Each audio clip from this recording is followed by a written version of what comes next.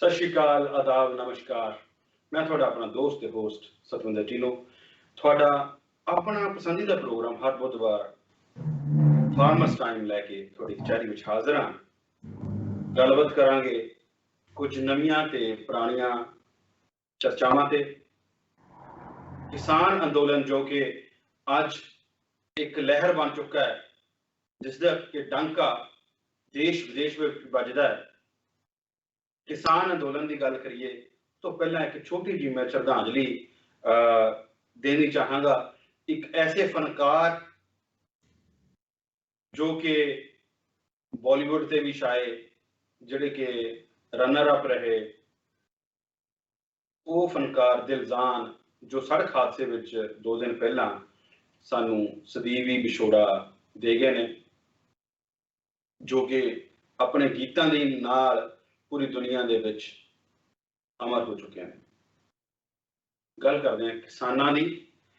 किसान वो कहा जाता है कि जिहड़ा कि अन्नदाता है, जिहड़े कि पूरी दुनिया का ढिड भरदा है। किसान वो है जो कि आप मिट्टी नाल मिट्टी होके सानू सोने वर्गा जो खाना है वो साडी प्लेटां दे विच सजा के वो खाना किसान के खेतों के विचों भी आके आंदा है। जे आपां ये कह दईए कि जो आपां खाना खाने ते उस किसान के मुड़के की खुशबूदाई नतीजा है, जो अपना उत्थे पसीना बहांदा है ते कदे वो किसान अपना खून बहांदा है ताकि साडा ढिड भर सके, हर एक तक अपने वो जिहड़ा अन्न है दा वो दाना है वो पहुंच सके। चाहे कोई कारपोरेट घराना है ते चाहे एक गरीब इंसान शाम नूं 2 फुलके खा के सोने ने। ये रोटी की कीमत है, ये जो रोटी है उस किसान की सख्त मेहनत जो कि कदे वो हाड़ी का टाइम होवे ते चाहे कदे सौनी का होए, वो हमेशा तत्पर रहता है कि वो वध तो वध जो भी झाड़ है, जो भी फसल है वो उगा के साडे तक पहुंचा सके। कुछ कहते ने कि किसान जे काम करदा ते उहनूं ओहदा हरजाना दिता जाता है, उहनूं ओहदा फसल का मुल दिता जाता है।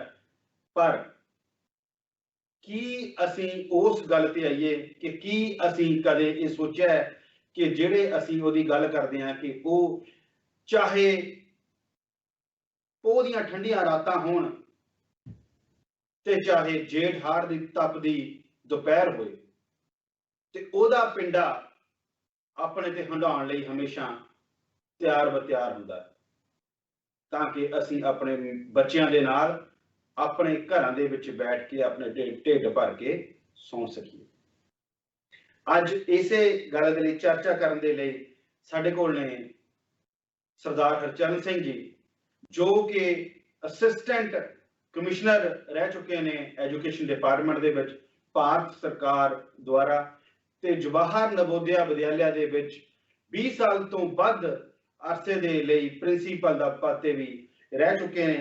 वो पंजाब, हरियाणा, राजस्थान, उत्तर प्रदेश, बिहार ते हैदराबाद दे विच भी अपनियां सेवावां निभा चुके हैं। इहदे नाल उन्होंने जम्मू कश्मीर दे विच भी प्रिंसीपल के पद ते रह चुके हैं। ते इस दे नाल ही देरी ना करदे उन्हां दा स्वागत करदे हैं। सत श्री अकाल जी, स्वागत है तुहाडा टीवी एशिया दे। हाँ, सत श्री अकाल टीनू जी, बहुत बहुत धन्यवाद। तुसीं मैनू अपने टीवी चैनल उपर मौका दिता है तुहाडे नाल साझ करन दा, इसलिए मैं एक बार फिर टीवी एशिया का भी बहुत बहुत धन्यवादी हाँ जी।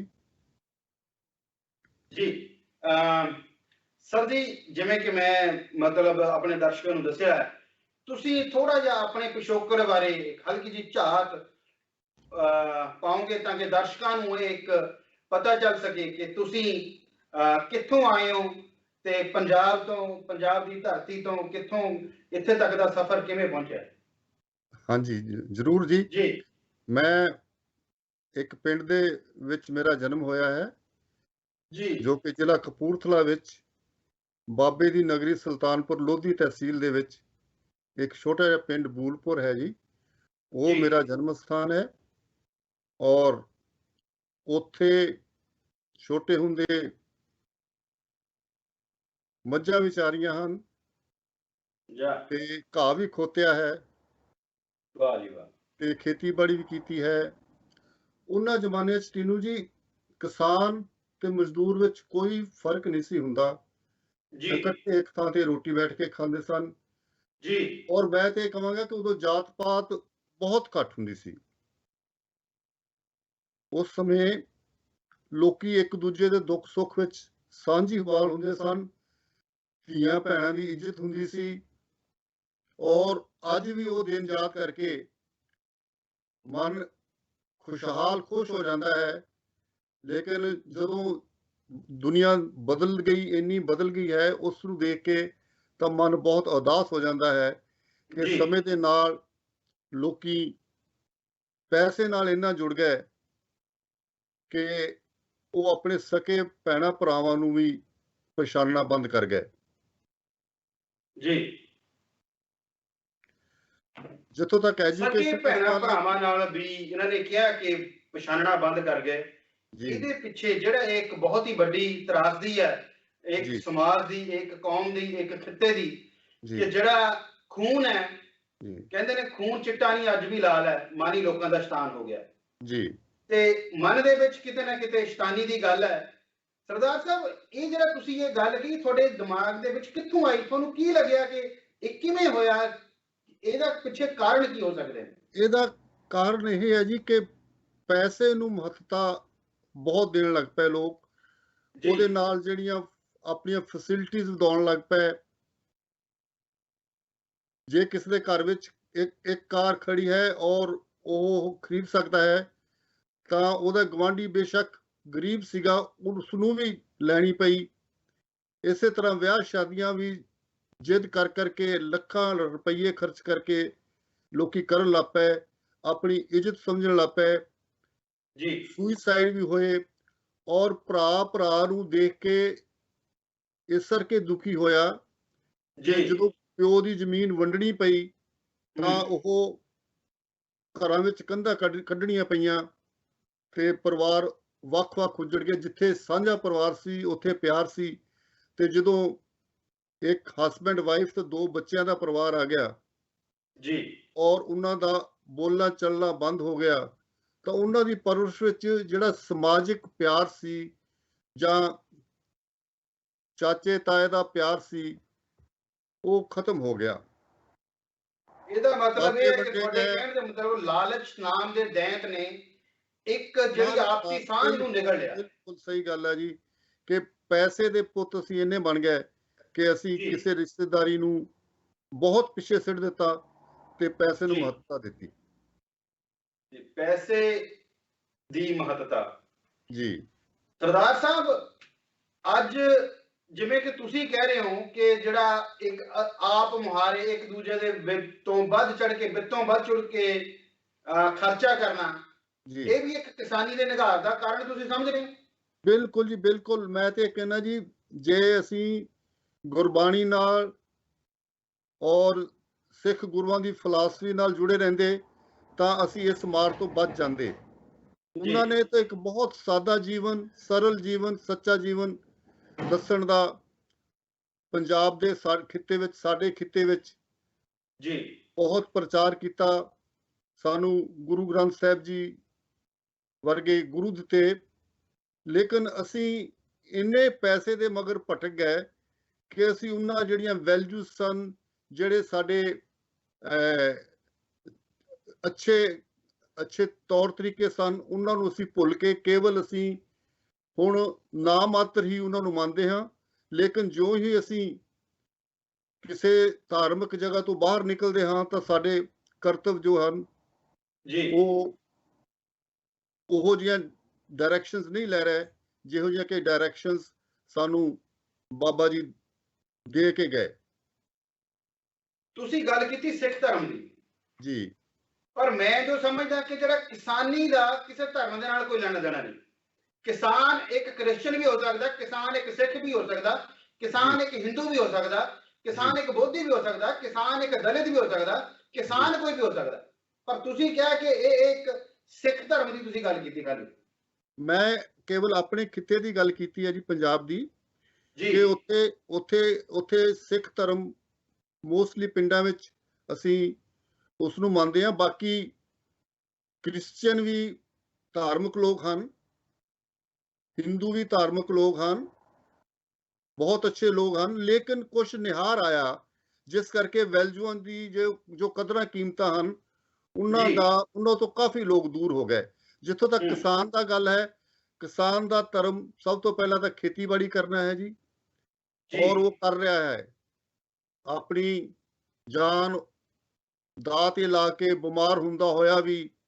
ਇੱਕ ਜ਼ਮਾਨਾ ਸੀ ਜਦੋਂ ਹਲ ਵਾਹੁਣਾ ਪੈਂਦਾ ਸੀ ਜੀ, ਹਲ ਵਾਹੁਣ ਦੇ ਨਾਲ ਕਿਸਾਨ ਉਹ ਆਪਣੀ ਪੂਰੀ ਜ਼ਮੀਨ ਵੀ ਨਹੀਂ ਸੀ ਬੀਜ ਸਕਦਾ, ਲੇਕਿਨ ਤਦ ਵੀ ਲੋਕ ਖੁਸ਼ ਸਨ। ਜਿੰਨੀ ਪੈਦਾਵਾਰ ਹੋ ਗਈ ਉਸ ਦੇ ਵਿੱਚ ਗੁਜ਼ਾਰਾ ਕਰਦੇ ਸਨ ਔਰ ਵੰਡ ਕੇ ਛਕਦੇ ਸਨ। ਜੇ ਕੋਈ ਪਿੰਡ 'ਚ ਥੋੜਾ ਗਰੀਬ ਬੰਦਾ ਹੁੰਦਾ ਸੀ ਜਾਂ ਪਰਿਵਾਰ ਕਮਜ਼ੋਰ ਹੁੰਦਾ ਸੀ ਤਾਂ ਸਾਰੇ ਰਲ ਕੇ ਉਸ ਦੀ ਮਦਦ ਕਰਦੇ ਸਨ ਔਰ ਧੀਆਂ ਭੈਣਾਂ ਦੀ ਸ਼ਾਦੀ ਕਰਨ ਦੀ ਵੀ ਜ਼ਿੰਮੇਵਾਰੀ ਚੁੱਕਦੇ ਸਨ, ਜੋ ਕਿ ਅੱਜ ਦੇ ਜਿਹੜਾ ਮਾਹੌਲ ਬਣਿਆ ਹੈ ਉਸ ਵਿੱਚ ਇਹ ਅੱਜ ਇੱਕ ਸੁਪਨਾ ਬਣ ਕੇ ਰਹਿ ਗਿਆ ਹੋਇਆ। ਤੁਹਾਡੇ ਕਹਿਣ ਦੇ ਮਤਲਬ ਕਿ ਜੇ ਪਹਿਲਾਂ ਜਿਹੜੇ ਸਾਡੇ ਦੁੱਖ ਸੁੱਖ ਸੀ ਉਹ ਸਾਂਝੇ ਸੀ ਜੀ, ਬਿਲਕੁਲ। ਕਹਿੰਦੇ ਕਿ ਅੱਜ ਕਿੱਧਰ ਨੂੰ ਦੁਨੀਆ ਤੁਰ ਪਈ ਹੈ ਜੀ। ਜਿਵੇਂ ਕਿ ਸਰਦਾਰ ਸਾਹਿਬ ਨੇ ਦੱਸਿਆ ਕਿ ਭਾਈ ਦਾ ਵੈਰੀ ਹੋ ਗਿਆ। ਪਹਿਲਾਂ ਗੱਲ ਕੀਤੀ ਜ਼ਰ ਜ਼ੋਰੂ ਦੇ ਜ਼ਮੀਨ ਦੀ, ਅੱਜ ਦੇ ਇਹ ਜ਼ਮੀਨ ਦੀ ਗੱਲ ਕਰ ਰਹੇ ਨੇ। ਜ਼ਮੀਨ ਦੇ ਪਿੱਛੇ ਲਾਲਚ ਆ ਗਿਆ ਕਿ ਪਤਾ ਨਹੀਂ ਆਪਾਂ ਕਿਹੜੀ ਉਸ ਮਿੱਟੀ ਦੇ ਕਰਕੇ ਇੰਨੇ ਲਾਲਚ ਵਧਾ ਲਏ ਤੇ ਆਪਣਿਆਂ ਤੋਂ ਹੀ ਪਾੜਾ ਖੜਾ ਕਰ ਲਿਆ। ਕਹਿੰਦੇ ਵੇਖ ਫਰੀਦਾ ਮਿੱਟੀ ਖੁੱਲੀ, ਮਿੱਟੀ ਉੱਤੇ ਮਿੱਟੀ ਡੁੱਲੇ, ਮਿੱਟੀ ਹੱਸੇ ਮਿੱਟੀ ਰੋਵੇ, ਅੰਤ ਮਿੱਟੀ ਦਾ ਮਿੱਟੀ ਹੋਵੇ। ਨਾ ਕਰ ਬੰਦਿਆ ਮੇਰੀ ਮੇਰੀ, ਨਾ ਇਹ ਤੇਰੀ ਨਾ ਇਹ ਮੇਰੀ, 4 ਦਿਨਾਂ ਦਾ ਮੇਲਾ ਦੁਨੀਆ ਫਿਰ ਮਿੱਟੀ ਦਾ ਬਣ ਜਾਣਾ ਢੇਰੀ।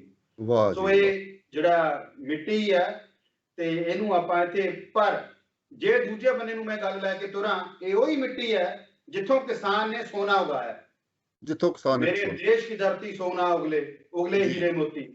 ਇਹ ਵੀ ਇੱਕ ਫਿਲਮ ਦੇ ਵਿੱਚ ਗੀਤ ਸੀ, ਇਹ ਵੀ ਗਾਇਆ ਗਿਆ ਨਗਮਾ। ਅਸੀਂ ਗੱਲ ਕਰਦੇ ਹਾਂ ਉਸ ਖੇਤੀ ਦੀ, ਉਸ ਕਿਸਾਨ ਦੀ। ਅੱਜ ਉਹ ਕਿਸਾਨ ਮੈਂ ਉਹਤੇ ਆਣਾ ਕਿ ਜਿਹੜੇ ਆਪਣੇ ਲੈ ਕੇ ਇੱਕ ਮੁੱਦੇ ਤੇ ਬੈਠੇ ਆ, ਉਹ ਦਿੱਲੀ ਦੇ ਵਿੱਚ ਬੈਠੇ ਨੇ। ਸਰਦਾਰ ਸਾਹਿਬ, ਤੁਸੀਂ ਉਹ ਜਿਹੜੇ 3 ਕਾਨੂੰਨ ਆਏ ਨੇ ਉਹਨਾਂ ਦੇ ਬਾਰੇ ਤੁਹਾਡਾ ਕੀ ਵਿਚਾਰ ਹੈ ਜੀ? ਦੇਖੋ ਜੀ, ਜਿਹੜੇ 3 ਕਾਨੂੰਨ ਆਏ ਹਨ ਜੀ, ਇਹ ਕਾਨੂੰਨਾਂ ਨੂੰ ਜੇ ਤੁਸੀਂ ਉੱਪਰੋਂ ਪੜੋ, ਜਸਟ ਉਹਦੀ ਡੂੰਘਾਈ ਵਿੱਚ ਨਾ ਜਾਓ ਤਾਂ ਐ ਲੱਗਦਾ ਕਿ ਜਿੱਦਾਂ ਬੜੇ ਸੋਹਣੇ ਆ ਜੀ, ਲੇਕਿਨ ਇਹ ਤਾਂ ਇੱਕ ਜਿੱਦਾਂ ਮਿੱਠੀ ਗੋਲੀ ਹੁੰਦੀ ਆ ਔਰ ਉਹਦੇ ਵਿੱਚ ਕੜਤਨ ਹੁੰਦੀ ਅੰਦਰ ਜੀ, ਉਸ ਤਰ੍ਹਾਂ ਦੀ ਚੀਜ਼ ਹੈ। ਜਦੋਂ ਇਹਦਾ ਐਨਾਲਿਸਿਸ ਕਰਦੇ ਹਨ, ਇਕੋਨੋਮਿਸਟ ਕਰਦੇ ਹਨ, ਆਮ ਕਿਸਾਨ ਵੀ ਕਰਦਾ ਹੈ, ਰਾਜਨੀਤਿਕ ਲੋਕ ਵੀ ਸਮਝਦੇ ਹਨ, ਲੇਕਿਨ ਇਹ ਜਿਹੜੇ ਕਾਨੂੰਨ ਜੇ ਕੋਈ ਵੀ ਦੇਸ਼ 'ਚ ਬਣਦੇ ਹਨ ਤਾਂ ਸੰਬੰਧਿਤ ਜਿਹੜੇ ਧਿਰ ਹੁੰਦੀ ਹੈ ਉਹਨੂੰ ਵਿਸ਼ਵਾਸ ਵਿੱਚ ਲੈ ਕੇ ਬਣਾਏ ਜਾਣ ਔਰ ਵਿਸ਼ਵਾਸ ਵਿੱਚ ਲੈ ਕੇ ਹੀ ਲਾਗੂ ਕੀਤੇ ਜਾਣ ਤਾਂ ਉਹ ਦੇਸ਼ ਅੱਗੇ ਨਿਕਲਦੇ ਨੇ। ਅੱਜ ਜੇ ਨੁਕਸਾਨ ਕਿਸਾਨਾਂ ਦਾ ਹੋ ਰਿਹਾ ਤੇ ਦੇਸ਼ ਦੀ ਇਕੋਨਮੀ ਦਾ ਘੱਟ ਨੁਕਸਾਨ ਨਹੀਂ ਹੋ ਰਿਹਾ। ਉਹਦਾ ਜ਼ਿੰਮੇਵਾਰ ਕੌਣ ਹੈ? ਕਿਸਾਨ ਤਾਂ ਮਜਬੂਰ ਹੋ ਕੇ ਇੱਕ ਪ੍ਰੋਟੈਸਟ ਕਰ ਰਿਹਾ ਹੈ, ਆਪਣੇ ਘਰ ਛੱਡ ਕੇ ਬਾਹਰ ਬੈਠਾ ਹੈ, ਆਪਣੀ ਬੀਵੀ ਬੱਚੇ ਛੱਡ ਕੇ ਬੈਠਾ ਹੈ। ਕਿਸ ਲਈ? ਕਦੀ ਤਾਂ ਮੈਂ ਸੋਚਦਾ ਹਾਂ ਕਿ ਕਿਸਾਨ ਤਾਂ ਫਿਰ ਵੀ ਖਾ ਲਏਗਾ ਅੰਨ ਉਗਾ ਕੇ। ਇਹ ਪ੍ਰੋਟੈਸਟ ਤਾਂ ਉਹਨਾਂ ਨੂੰ ਕਰਨਾ ਚਾਹੀਦਾ ਹੈ ਜਿਹੜੇ ਲੋਕ ਸ਼ਹਿਰਾਂ ਵਿੱਚ ਬੈਠੇ ਹਨ, ਜਿਨ੍ਹਾਂ ਨੂੰ ਪਤਾ ਹੀ ਨਹੀਂ ਕਿ ਆਉਣ ਵਾਲੇ ਸਮੇਂ 'ਚ ਜੇ ਇਹ ਇਸ ਤਰ੍ਹਾਂ ਰਿਹਾ ਤੇ ਚੀਜ਼ਾਂ ਦੇ ਵਸਤੂਆਂ ਦੇ ਭਾਅ ਜਿਹੜੇ ਹਨ ਉਹ ਅਸਮਾਨੀ ਚੜ੍ਹ ਜਾਣਗੇ। ਮੇਰੇ ਖਿਆਲ ਵਿੱਚ ਫਰੰਟ ਤੇ ਉਹਨਾਂ ਲੋਕਾਂ ਨੂੰ ਆ ਕੇ ਸਰਕਾਰ ਨੂੰ ਬੇਨਤੀ ਕਰਨੀ ਚਾਹੀਦੀ ਹੈ, ਸਰਕਾਰ ਸਾਹਮਣੇ ਪ੍ਰੋਟੈਸਟ ਕਰਨਾ ਚਾਹੀਦਾ ਹੈ, ਸਰਕਾਰ ਨੂੰ ਹਰ ਤਰ੍ਹਾਂ ਮਜਬੂਰ ਕਰ ਦੇਣ ਤਾਂ ਕਿ ਉਹ ਇਹ ਚੀਜ਼ਾਂ ਸਾਰੀਆਂ ਕਿਸਾਨੀ ਹੈ, ਕਿਸਾਨ ਫਸਲ ਹੈ ਸਾਡੀ, ਉਹ ਇਸ ਨੂੰ ਕਾਰਪੋਰੇਟ ਘਰਾਣੇ ਨੂੰ ਨਾ ਦੇਣ। ਜੀ, ਤੁਸੀਂ ਕਹਿ ਰਹੇ ਹੋ ਕਿ ਕਾਰਪੋਰੇਟ ਘਰਾਣੇ ਨੂੰ ਨਾ ਦੇਣ, ਸਰਕਾਰ ਨੂੰ ਬੇਨਤੀ ਜੇ ਤੁਸੀਂ ਇੱਕ ਅਹਿਮ ਭਾਰਤ ਸਰਕਾਰ ਦੇ ਅਹਿਮ ਅਹੁਦੇ ਤੇ ਰਹਿ ਚੁੱਕੇ ਹੋ, ਤੁਸੀਂ ਵਿਦਿਆ ਦਾ ਦਾਨ ਹੈ ਜਿਹੜਾ ਸਭ ਤੋਂ ਉੱਚਾ ਦਾਨ ਵੀ ਕਿਹਾ ਜਾਂਦਾ ਹੈ ਕਿ ਤੁਹਾਡੇ ਪੜ੍ਹੇ ਲਿਖੇ, ਤੁਹਾਡੇ ਕੋਲ ਪੜ੍ਹ ਲਿਖ ਕੇ ਪਤਾ ਨਹੀਂ ਕਿਹੜੇ ਕਿਹੜੇ ਅਹੁਦਿਆਂ ਤੇ ਬੱਚੇ ਪਹੁੰਚੇ ਹੋਣਗੇ, ਅੱਜ ਜੀ ਉਹ ਵੀ ਇੱਕ ਨਿਰਣਾਇਕ। ਤੁਸੀਂ ਕਦੇ ਉਹਨਾਂ ਬੱਚਿਆਂ ਦੇ ਨਾਲ ਜਿਹੜੇ ਕਦੇ ਹੋ ਸਕਦਾ ਕਿ ਤੁਹਾਡਾ ਕੋਈ ਬੱਚਾ IAS ਹੋਏ, ਹੋ ਸਕਦਾ ਤੁਹਾਡੇ ਕੋਲੋਂ ਪੜ੍ਹ ਕੇ ਕੋਈ ਐਗਰੀਕਲਚਰਿਸਟ ਬਣ ਗਿਆ ਹੋਵੇ, ਹੋ ਸਕਦਾ ਕੋਈ ਇਕੋਨੋਮਿਸਟ ਬਣ ਗਿਆ, ਤੁਸੀਂ ਉਹਨਾਂ ਦੇ ਨਾਲ ਰਾਬਤਾ ਕਰਨ ਦੀ ਕੋਸ਼ਿਸ਼ ਨਹੀਂ ਕੀਤੀ? ਟੋਨੀ ਜੀ, ਬਹੁਤ ਗੱਲਾਂ ਹੁੰਦੀਆਂ ਨੇ ਜਦੋਂ WhatsApp ਉੱਪਰ ਹੋ ਜਾਂਦੀਆਂ ਨੇ ਜਾਂ ਜਦੋਂ ਸਾਡੀ ਮੀਟਿੰਗ ਹੁੰਦੀ ਹੈ, ਸਾਰੇ ਮਹਿਸੂਸ ਕਰਦੇ ਨੇ। ਤੁਹਾਨੂੰ ਮੈਂ ਦੱਸਾਂ ਕਿ ਪੰਜਾਬ ਦੇ ਜਿੰਨੇ ਵੀ ਸੀਨੀਅਰ ਰਿਟਾਇਰਡ IAS ਅਫਸਰ ਹੈ ਜੀ, ਉਹ ਸਾਰੇ ਹੀ ਇਸ ਪ੍ਰੋਟੈਸਟ ਵਿੱਚ ਸ਼ਾਮਲ ਹਨ ਆਪਣੇ ਆਪਣੇ ਢੰਗ ਨਾਲ, ਕਿਉਂਕਿ ਉਹ ਇੱਕ ਬਹੁਤ ਅੱਛੀ ਐਡਵਾਈਸ ਦੇ ਸਕਦੇ ਹਨ। ਔਰ ਤੁਹਾਨੂੰ ਸ਼ਾਇਦ ਪਤਾ ਹੋਵੇ ਕਿ ਚੰਡੀਗੜ੍ਹ ਵਿੱਚ ਉਹਨਾਂ ਨੇ ਮੀਟਿੰਗ ਵੀ ਕੀਤੀ ਸੀ, ਔਰ ਸ਼ਾਇਦ ਆਪਣੇ ਜਿਹੜੇ ਪ੍ਰਧਾਨ ਹਨ ਇਸ ਸਾਰੇ ਯੁੱਧ ਦੇ, ਉਹ ਵੀ ਉੱਥੇ ਹਾਜ਼ਰ ਹੋਏ ਸਨ। ਤੇ ਇਸੇ ਤਰ੍ਹਾਂ ਹੀ ਜਿਹੜਾ ਇੰਟੈਲੀਜੈਂਟ ਬੰਦਾ ਹੈ ਨਾ ਜੀ, ਉਹ ਤਾਂ ਸਮਝਦਾ ਹੈ ਹਰ ਗੱਲ ਨੂੰ। ਜਿਹੜਾ ਕਾਰਪੋਰੇਟ ਕਰਾਣਾ ਹੈ ਜਾਂ ਛੋਟਾ ਕਾਰਪੋਰੇਟ ਕਰਾਣਾ ਹੈ, ਉਹ ਇਸ ਚੀਜ਼ ਨੂੰ ਇਹ ਕਹਿਣਾ ਚਾਹੁੰਦਾ ਹੈ ਕਿ ਨਹੀਂ, ਇਹ ਠੀਕ ਹੈ। ਕਾਰਪੋਰੇਟ ਨੇ ਤੇ ਅਗਰ ਇੱਕ ਪੈਨ ਵੀ ਬਣਾਇਆ ਹੈ ਤਾਂ ਉਹਦੇ ਵਿੱਚੋਂ ਉਹਨੇ ਲਾਭ ਪ੍ਰਾਪਤ ਕਰਨਾ ਹੈ, ਔਰ ਜਿਸ ਦਿਨ ਉਹਨੂੰ ਲਾਭ ਨਹੀਂ ਮਿਲਣਾ ਉਸਨੇ ਉਹਨੂੰ ਬੰਦ ਕਰ ਦੇਣੀ, ਫੈਕਟਰੀ ਬੰਦ ਕਰਕੇ ਉਹਨੇ ਕਿਸੇ ਹੋਰ ਪਾਸੇ ਚਲੇ ਜਾਣਾ ਹੈ। ਕੀ ਅਸੀਂ ਖੇਤੀ ਨੂੰ ਬੰਦ ਕਰਕੇ ਸਾਡਾ ਜਾਂ ਦੁਨੀਆ ਵਿੱਚ ਕਿਸੇ ਦਾ ਗੁਜ਼ਾਰਾ ਹੋ ਸਕਦਾ ਹੈ? ਕੀ ਖੇਤੀ ਤੋਂ ਬਗੈਰ ਜਿੰਦਾ ਰਿਹਾ ਜਾ ਸਕਦਾ ਹੈ? ਅਸੀਂ ਇਸ ਚੀਜ਼ ਦੀ ਵੈਲਿਊ ਕਿਉਂ ਨਹੀਂ ਸਮਝ ਰਹੇ? ਜੇ ਕਿਸਾਨ ਚਾਹੁੰਦਾ ਹੈ ਕਿ ਮੈਨੂੰ ਇਹ ਬਿੱਲ ਨਹੀਂ ਚਾਹੀਦੇ, ਮੈਨੂੰ ਆਪਣੀ ਆਮਦਨ ਜੋ ਦੁੱਗਣੀ ਕਰਨ ਦਾ ਤੁਸੀਂ ਵਾਅਦਾ ਕਰਦੇ ਨਹੀਂ ਚਾਹੀਦੀ, ਤਾਂ ਉਹਨਾਂ ਉੱਪਰ ਕਿਉਂ ਥੋਪ ਰਹੇ ਹੋ? ਕਿਸਾਨ ਕੋਈ ਬੇਵਕੂਫ ਨਹੀਂ ਹੈ ਕਿ ਉਹ ਆਪਣੀ ਦੁੱਗਣੀ ਆਮਦਨ ਨਹੀਂ ਕਰਨਾ ਚਾਹੁੰਦਾ, ਔਰ ਉਹ ਕਹਿੰਦਾ ਮੇਰੀ ਤਾਂ ਜਿਹੜੀ ਮਿਲਦੀ ਆਮਦਨ ਹੈ ਉਹ ਵੀ ਚਲੇ ਜਾਏਗੀ, ਤੁਸੀਂ ਦੁੱਗਣੀ ਦੀ ਗੱਲ ਕਰਦੇ ਹੋ। ਸੋ ਇਹ ਇਹਨਾਂ ਦੇ ਜਿਹੜੇ ਉਹਨਾਂ ਦੇ ਮਨ ਵਿੱਚ ਸ਼ੰਕੇ ਹਨ, ਉਹ ਨਾ ਤਾਂ ਦੂਰ ਕਰ ਰਹੇ ਹਨ, ਕੇਵਲ ਇਹੀ ਕਹਿ ਰਹੇ ਆ ਜੀ ਬਹੁਤ ਚੰਗੇ ਆ, ਹੋ ਜਾਏਗੀ। ਮੈਂ ਵੀ ਇਕਨੋਮਿਕਸ ਦਾ ਸਟੂਡੈਂਟ ਹਾਂ ਜੀ। ਗੱਲ ਇਹ ਹੈ ਕਿ ਕਿਸੇ ਦੀ ਆਮਦਨ ਦੁੱਗਣੀ ਨਹੀਂ ਕਦੀ ਹੁੰਦੀ ਜੀ, ਜਿੰਨਾ ਚਿਰ ਉਹਦੇ ਕੋਈ ਹੋਰ ਰਿਸੋਰਸਸ ਨਾ ਹੋਣ। ਤੁਸੀਂ ਜੇਕਰ ਕਣਕ ਦਾ ਭਾਅ 4000 ਕਰ ਦੋਗੇ ਕੁਇੰਟਲ ਦਾ, ਤਾਂ ਮਾਰਕੀਟ ਵਿੱਚ ਉਹਨੂੰ ਖਰੀਦਣ ਵਾਸਤੇ ਵੀ ਪੈਸੇ ਦੇਣੇ ਪੈਣੇ ਸਰਕਾਰ ਨੂੰ। ਉਹਦੇ ਨਾਲ ਲੇਬਰ ਦੇ ਰੇਟ ਵਧਣੇ ਆ, ਉਹਦੇ ਨਾਲ ਲੋਕਾਂ ਦੀਆਂ ਤਨਖਾਹਾਂ ਵਧਣਗੀਆਂ, ਡੀਏ ਵਧੇਗਾ, ਤੇ ਖਾਦਾਂ ਦੇ ਰੇਟ ਵਧਣਗੇ, ਪਾਣੀਆਂ ਦੇ ਰੇਟ ਵਧਣਗੇ, ਬਿਜਲੀ ਦੇ ਰੇਟ ਵਧਣਗੇ। ਕਿਸਾਨ ਦੀ ਡਬਲ ਏਦਾਂ ਨਹੀਂ ਹੋ ਸਕਦੀ ਆਮਦਨ ਕਦੀ ਵੀ। ਉਹਦੇ ਕੋਲ ਪੈਸੇ ਆ ਜਾਣਗੇ ਨੋਟ ਭਰ ਕੇ, ਲੇਕਿਨ ਨੋਟ ਭਰ ਕੇ ਚੱਲ ਜਾਣਗੇ ਤੇ ਜਿਹੜਾ ਝੋਲਾ ਉਹ ਖਾਲੀ ਦਾ ਖਾਲੀ ਰਹੇਗਾ। ਠੀਕ ਹੈ ਜੀ। ਜੀ, ਜਿਹੜਾ ਤੁਸੀਂ GDP ਦੀ ਗੱਲ ਕੀਤੀ ਕਿ ਜਿਹੜੀ ਸਰਕਾਰ ਦੁਆਰਾ ਜੋ ਵੀ ਹੈ ਭਾਰਤ ਦੀ ਜੋ GDP ਹੈ ਉਹ ਥੱਲੇ ਆ ਰਹੀ ਹੈ ਜੀ। ਤੁਸੀਂ ਗੱਲ ਕੀਤੀ ਕਿ ਆਮ ਜਿਹੜੇ ਲੋਕ ਨੇ ਉਹ ਘਰਾਂ ਵਿੱਚੋਂ ਨਿਕਲਣ। ਡੈਫੀਨਿਟਲੀ ਇੱਕ ਸਵਾਲ ਵੱਡਾ ਉੱਠ ਰਿਹਾ, ਸਰਕਾਰ ਵੀ ਉਠਾ ਰਹੀ ਹੈ ਕਿ ਇਹ ਜਿਹੜਾ ਮੁੱਦਾ ਹੈ ਕਿ ਜ਼ਬਰਦਸਤੀ ਮਜ਼ਦੂਰਾਂ ਨੂੰ ਨਾਲ ਜੋੜਿਆ ਜਾ ਰਿਹਾ। ਉਹ ਕਹਿ ਰਿਹਾ ਹੈ ਕਿ ਮਜ਼ਦੂਰਾਂ ਦਾ ਕੋਈ ਨੁਕਸਾਨ ਹੀ ਨਹੀਂ ਹੈ। ਟੋਨੀ ਜੀ, ਮੈਂ ਇਸ ਗੱਲ ਨਾਲ ਬਿਲਕੁਲ ਸਹਿਮਤ ਨਹੀਂ ਹਾਂ। ਦੇਖੋ, ਮਜ਼ਦੂਰ ਨੇ ਵੀ ਰੋਟੀ ਖਾਣੀ ਹੈ, ਮਜ਼ਦੂਰ ਨੇ ਵੀ ਮਾਰਕੀਟ ਵਿੱਚ ਜਾਣਾ ਹੈ। ਇੱਧਰ ਤਾਂ ਕਾਰਪੋਰੇਟ ਨੇ ਖੇਤੀ ਤੇ ਕਬਜ਼ਾ ਕਰ ਲਿਆ, ਉਧਰ ਕਾਰਪੋਰੇਟ ਨੇ ਮਾਰਕੀਟ ਉੱਪਰ ਕਬਜ਼ਾ ਕੀਤਾ ਹੋਇਆ, ਜਿੱਥੇ ਚੀਜ਼ਾਂ ਉਹਨਾਂ ਵੇਚਣੀਆਂ ਵੀ ਹੈ। ਇੱਥੇ ਮਹਿੰਗੀਆਂ ਖਰੀਦਣੀਆਂ ਹੈ ਤੇ ਤੁਸੀਂ ਮੈਨੂੰ ਦੱਸੋਗੇ ਕਿ ਉਹ ਸਸਤੀਆਂ ਵੇਚਣਗੀਆਂ ਮਾਰਕੀਟ ਵਿੱਚ? ਕਦੀ ਵੀ ਨਹੀਂ। ਉਹ ਉਹਨਾਂ ਵਿੱਚ ਆਪਣੇ ਖਰਚੇ ਪਾ ਕੇ, ਆਪਣੇ ਮੋਟੀਆਂ ਤਨਖਾਹਾਂ ਪਾ ਕੇ, ਮੈਨੇਜਿੰਗ ਡਾਇਰੈਕਟਰਸ ਦੀਆਂ ਉਹਦੇ ਰੇਟ ਦੁੱਗਣੇ ਚੌਗਣੇ ਵਧਾਉਣੇ ਪੈਣੇ ਹਨ, ਤਾਂ ਹੀ ਉਹ ਖਰੀਦਣਗੇ। ਇਹ ਕਿਸਾਨ ਦੇ ਮਾਮਲੇ 'ਚ ਡਬਲ ਵਾਲਾ ਜਿਹੜੀ ਗੱਲ ਹੈ, ਇਹ ਬਿਲਕੁਲ ਝੂਠ ਹੈ। ਕਦੀ ਵੀ ਡਬਲ ਨਹੀਂ ਹੋ ਸਕਦੀ। ਮੈਨੂੰ ਪਤਾ ਹੈ ਕਿ ਕਿਸੇ ਜ਼ਮਾਨੇ 'ਚ ਜੇ ਕਿਸੇ ਮੁਲਾਜ਼ਮ ਦੀ 500 ਰੁਪਏ ਤਨਖਾਹ ਸੀ ਤਾਂ ਉਹਦੇ ਵਿੱਚ ਬਹੁਤ ਖੁਸ਼ ਸੀਗਾ। ਅੱਜ ਉਹਦੀ 50,000 ਹੈ ਤਾਂ ਉਹ ਬਹੁਤ ਦੁਖੀ ਹੈ। 10 ਗੁਣਾ ਵਧਣ ਤੇ ਵੀ ਉਹ ਖੁਸ਼ਹਾਲ ਨਹੀਂ ਹੈ। ਤੁਸੀਂ ਕਿਸਾਨ ਦੀ ਜੇ ਵਧਾਣੀ ਆ ਤੇ ਇੱਕ ਸ਼ਰਤ ਤੇ ਵਧਾ ਦਿਓ, ਉਹਦੇ ਰੇਟ ਖਾਦ ਦੇ, ਉਹਦੇ ਪਾਣੀ ਦੇ ਰੇਟ, ਉਹਨੂੰ ਬਾਕੀ ਜਿਹੜੀਆਂ ਵਸਤੂਆਂ ਉਹਨੇ ਆਪਦੇ ਘਰ 'ਚ ਰੱਖਣੀਆਂ ਹਨ ਜਾਂ ਉਹਦੀਆਂ ਜ਼ਰੂਰਤਮੰਦ ਹਨ, ਉਹਨਾਂ ਦੇ ਰੇਟ ਸੀਜ਼ ਕਰ ਦੇਣ ਜੀ, ਬਿਲਕੁਲ ਨਾ ਵਧਣ। ਫਿਰ ਕਿਸਾਨ ਦੇ ਜਿਹੜੇ ਰੇਟ ਹਨ ਫਸਲ ਦੇ ਡਬਲ ਕਰ ਦੇਣ, ਤਾਂ ਤਦ ਮੈਂ ਮੰਨਾਂਗਾ ਕਿ ਕਿਸਾਨ ਦੀ ਆਮਦਨ ਡਬਲ ਹੋਈ ਹੈ, ਜਿਹੜਾ ਕਿ ਹੋ ਨਹੀਂ ਸਕਦਾ। ਜੀ, ਤੁਸੀਂ ਗੱਲ ਕੀਤੀ ਕਿ ਕਿਸਾਨ ਦੀ ਜਿਹੜੀ ਆਮਦਨ ਹੈ ਸਰਕਾਰ ਕਹਿ ਰਹੀ ਹੈ ਕਿ ਦੁੱਗਣੀ ਕਰਨ ਦੀ ਗੱਲ ਹੋ ਰਹੀ ਹੈ ਜੀ, ਤੇ ਪਰ ਅੱਜ ਜੋ ਕਦੇ ਬਲਬਲਾ ਉੱਠਿਆ ਸੀ ਪੰਜਾਬ ਤੋਂ, ਅੱਜ ਉਹ ਦਿੱਲੀ, ਹਰਿਆਣਾ, ਯੂਪੀ, ਬੰਗਾਲ ਤੱਕ ਪਹੁੰਚ ਗਿਆ ਹੈ। ਤੇ ਜੇ ਸਰਕਾਰ ਇੰਨਾ ਹੀ ਮਾੜਾ ਕਰ ਰਹੀ ਹੈ ਤੇ ਸਰਕਾਰ ਤਾਂ ਉੱਥੇ ਬੰਗਾਲ ਦੇ ਵਿੱਚ ਇਹ ਕਰ ਰਹੀ ਹੈ ਕਿ ਬੰਗਾਲ ਦੇ ਵਿੱਚ ਕੁਝ ਲੋਕਾਂ ਦੁਆਰਾ ਟੀਵੀ, ਸੋਸ਼ਲ ਮੀਡੀਆ ਤੇ ਵੀ ਪਾਇਆ ਜਾ ਰਿਹਾ ਕਿ ਉਹ ਕਹਿ ਰਹੇ ਕਿ ਇਹ ਤਾਂ ਸਿਰਫ ਮੁੱਠੀ ਭਰ ਕਿਸਾਨ ਨੇ, ਇਹ ਪੂਰੇ ਭਾਰਤ ਦੇ ਕਿਸਾਨ ਨਹੀਂ, ਤੇ ਸਿਰਫ ਪੰਜਾਬ ਜਾਂ ਹਰਿਆਣਾ ਦਾ ਜਿਹੜੇ ਪੰਜਾਬ ਦੇ ਲਾਗੇ ਛਾਗੇ ਦੇ ਕਿਸਾਨ ਨੇ ਉਹੀ ਕਰ ਰਹੇ ਨੇ। ਤੁਸੀਂ ਇਹਦੇ ਬਾਰੇ ਕੀ ਕਹਿਣਾ ਚਾਹੋਗੇ? तीनू जी, एक मैनू शेर याद आ रहा है कि दिल को बहलाने के लिए गालिब जे ख्याल अच्छा है। ਉਹਨਾਂ ਨੂੰ ਦਿਖਾਈ ਨਹੀਂ ਦਿੰਦਾ ਕਿ ਕੀ ਹੋਣ ਵਾਲਾ ਹੈ।